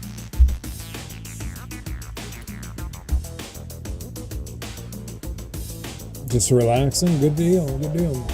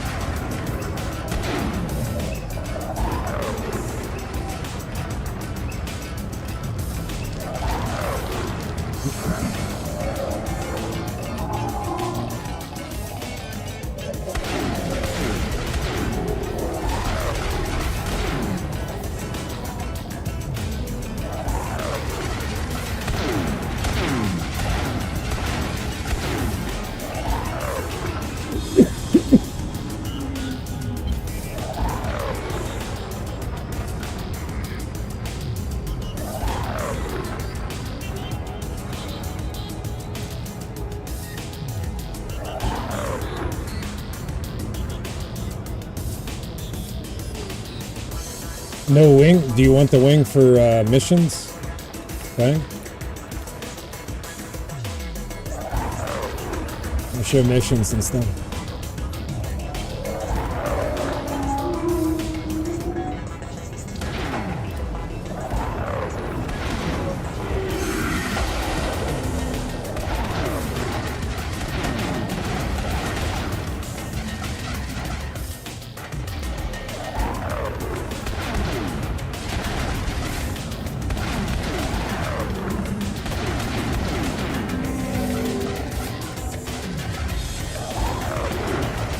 Nice.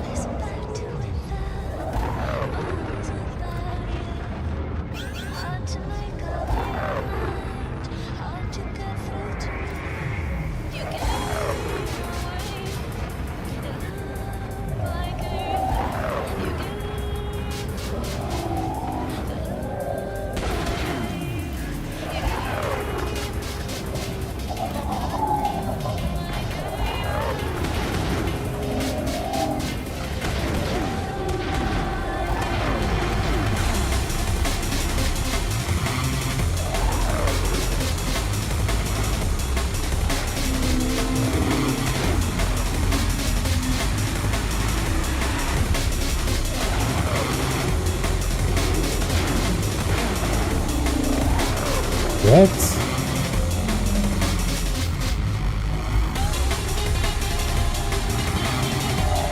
Tactical R&R?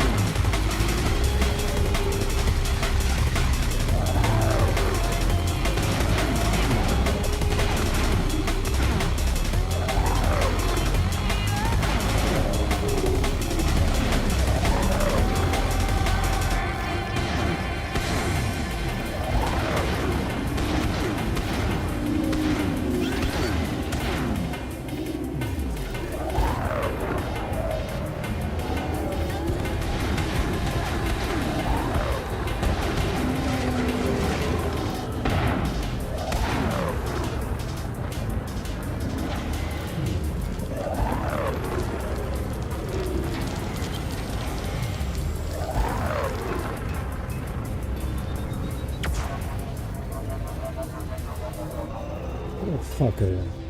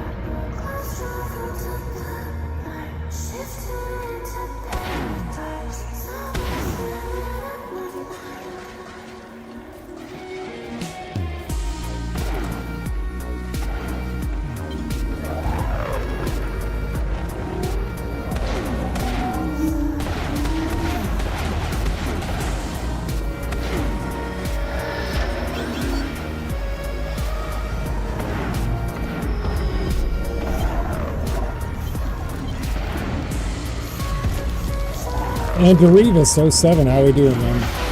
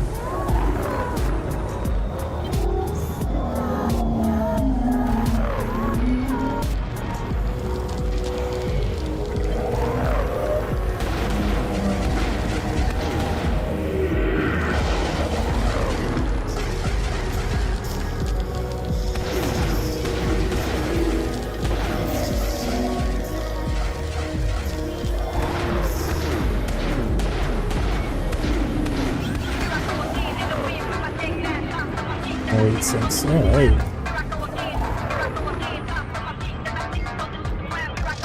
Roger that, man.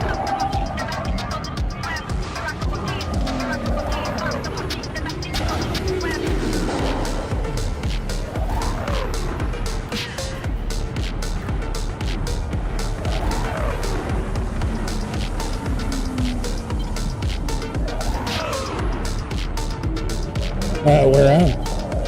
What sector, I guess?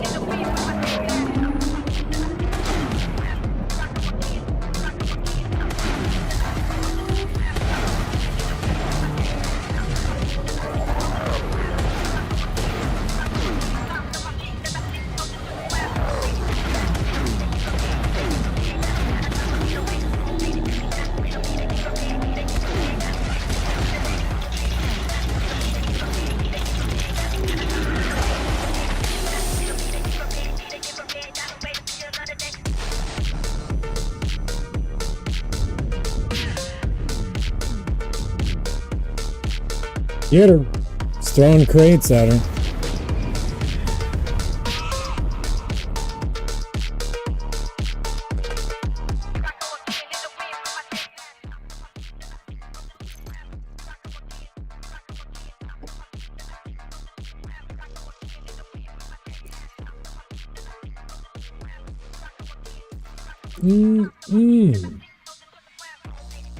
Oh.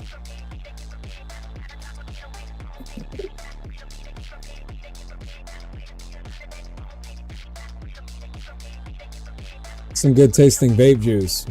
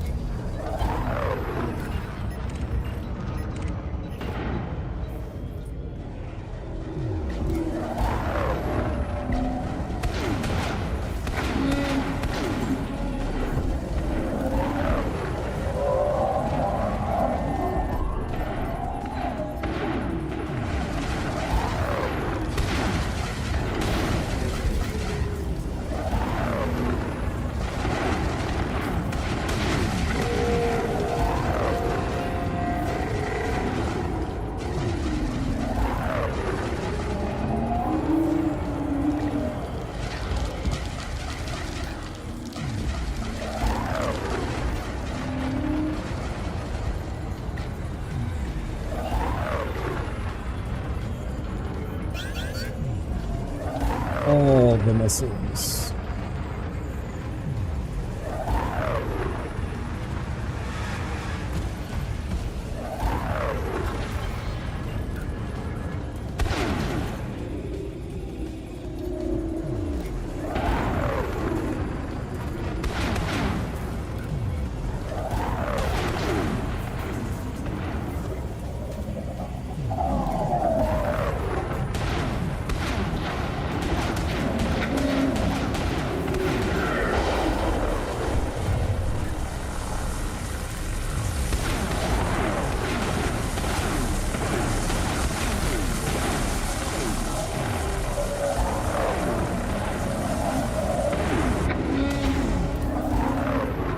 Witnessed.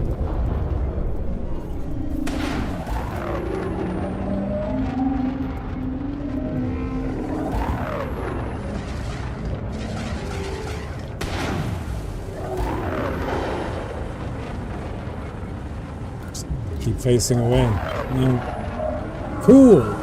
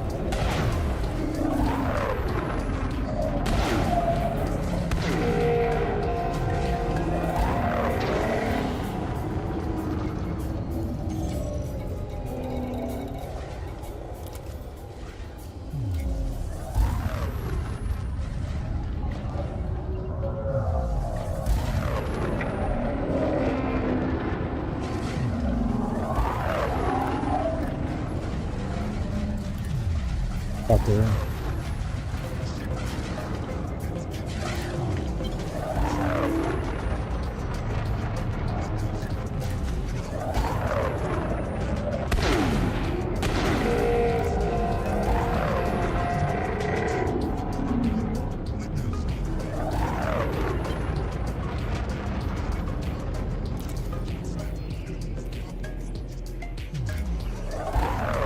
And elevator music 07. I asked him where it was, but I think my music was too loud. It's too loud, AP. I can't hear shit. Since when does that happen?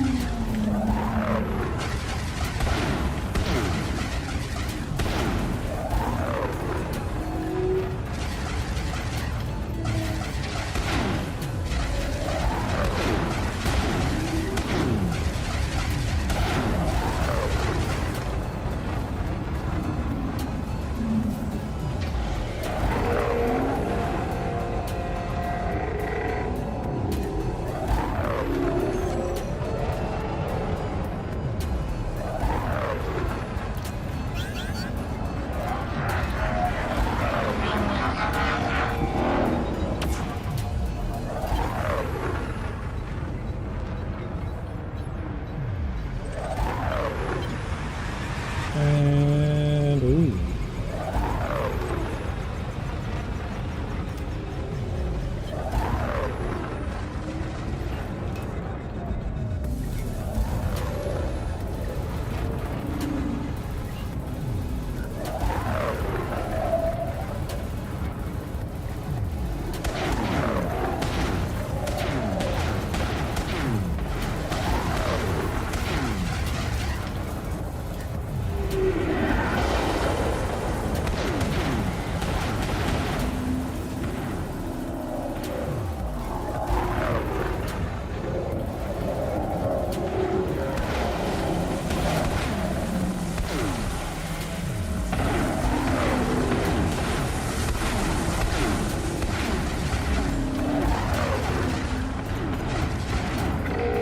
Nice.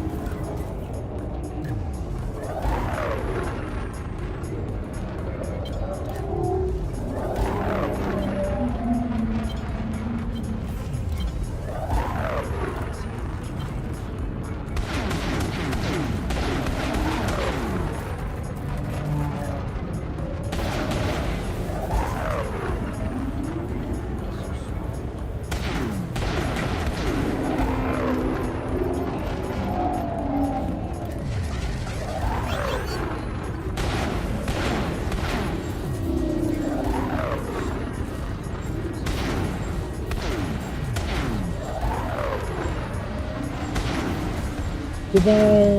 Cool.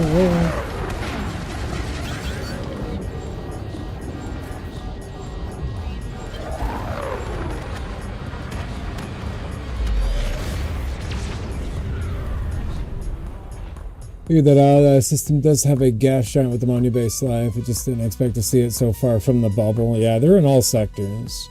All sectors of the galaxy. Always.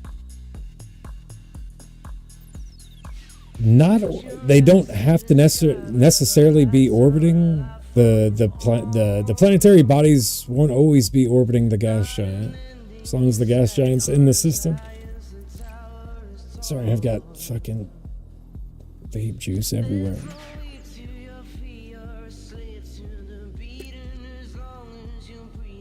Oh, nice finds though.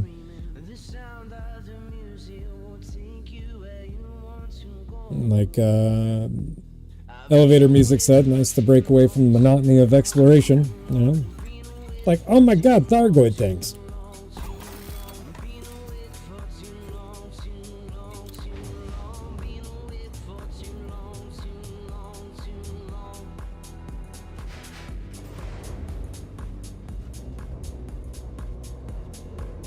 Stop for the bio. What'd you get for bio?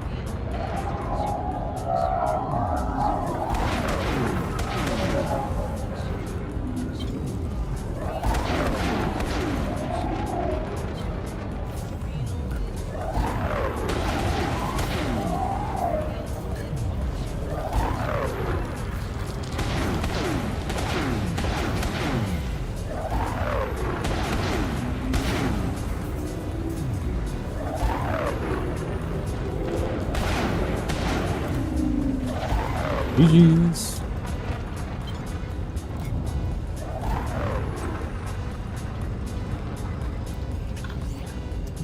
Nice.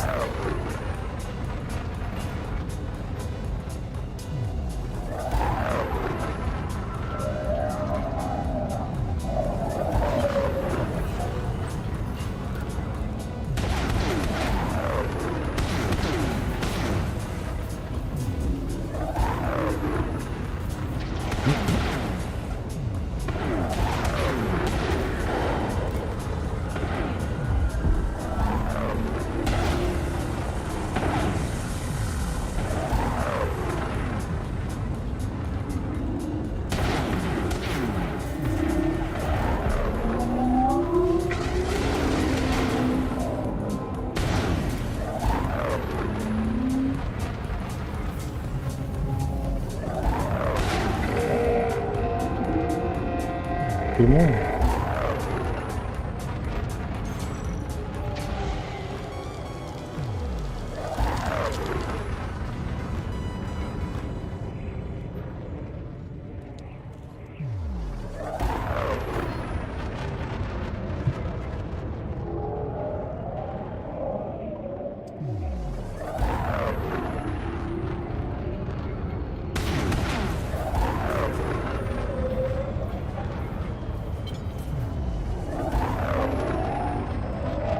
Four high value bios, fourth and third high value. Nice, nice. All the monies.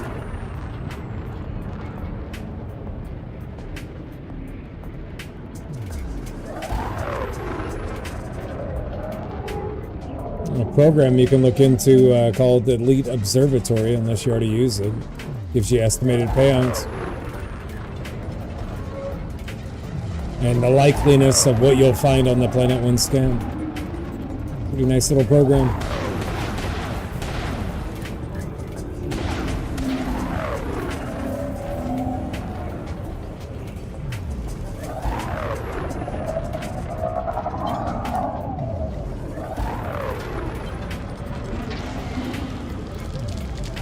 Nice, you have it? Good, good. Good, good.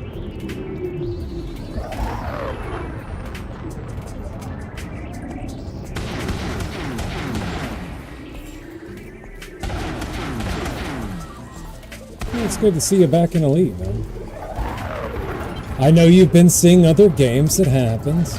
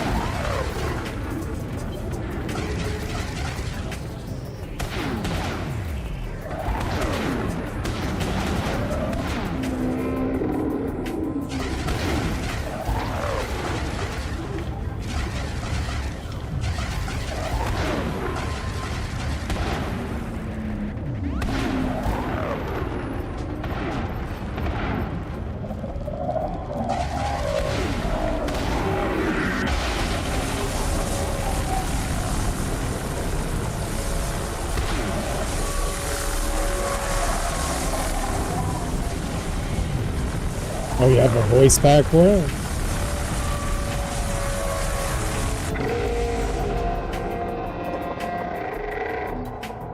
Good deal, good deal.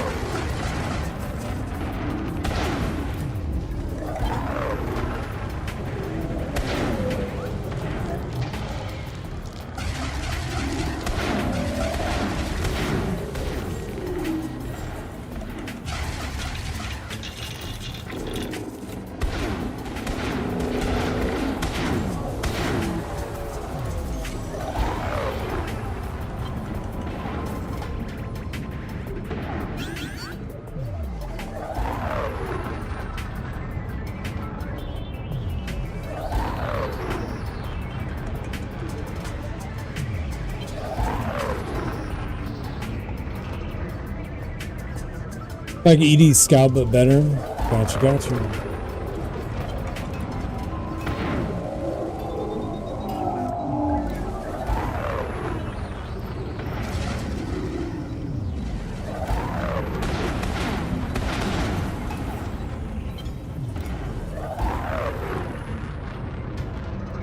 Get her. Nice. GG's.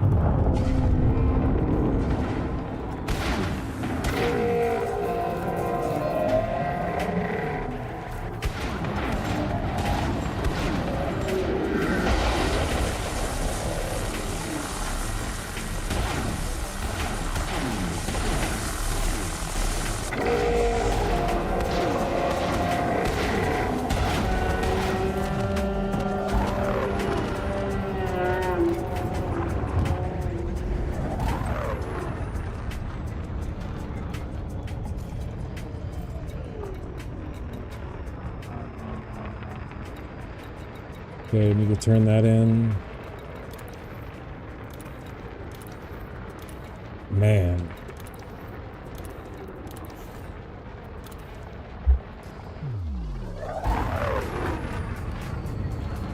Poor Clops. She wanted to zap, you know? She had it coming.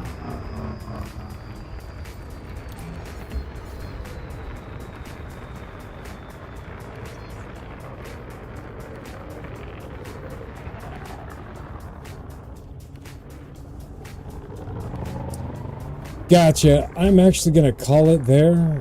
We'll go longer. Tomorrow's Friday.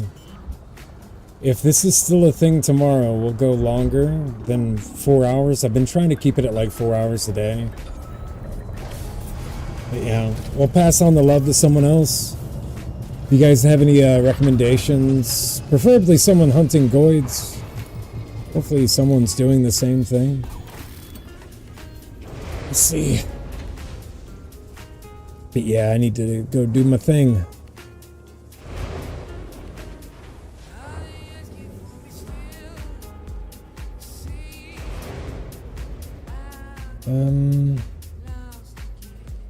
Does anybody have anybody that they know that's streaming right now? Bernardo's gone. Let's right over to Bernardo underscore. Bernardo 7 underscore. Wonder what he's doing today.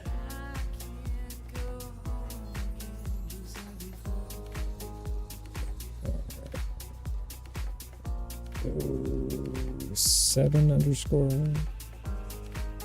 Hopefully that's right.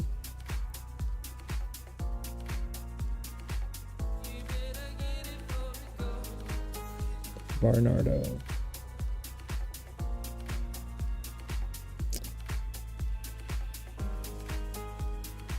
All right, cool. All right, guys. Yeah, tomorrow I'll go longer.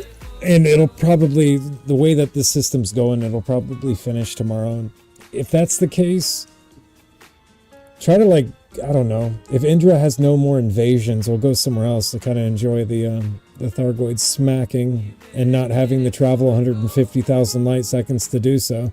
But we'll see. We'll see. Yeah. But yeah, had fun. Krakoder, Swaddless, Fang, Ember. Derivis, good luck with the exploration. Good to see you back. Elevator Music 07. Lurkers, I appreciate you very, very much. Taco 07. Claire. Kurama. Swaddly, I think I got you. But yeah, we'll be back tomorrow. Try to go longer.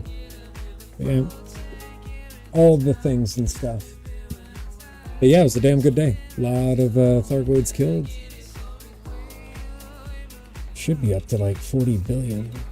Yeah, 40 billion. We'll keep it going tomorrow. You guys take care. Oh, Shevin.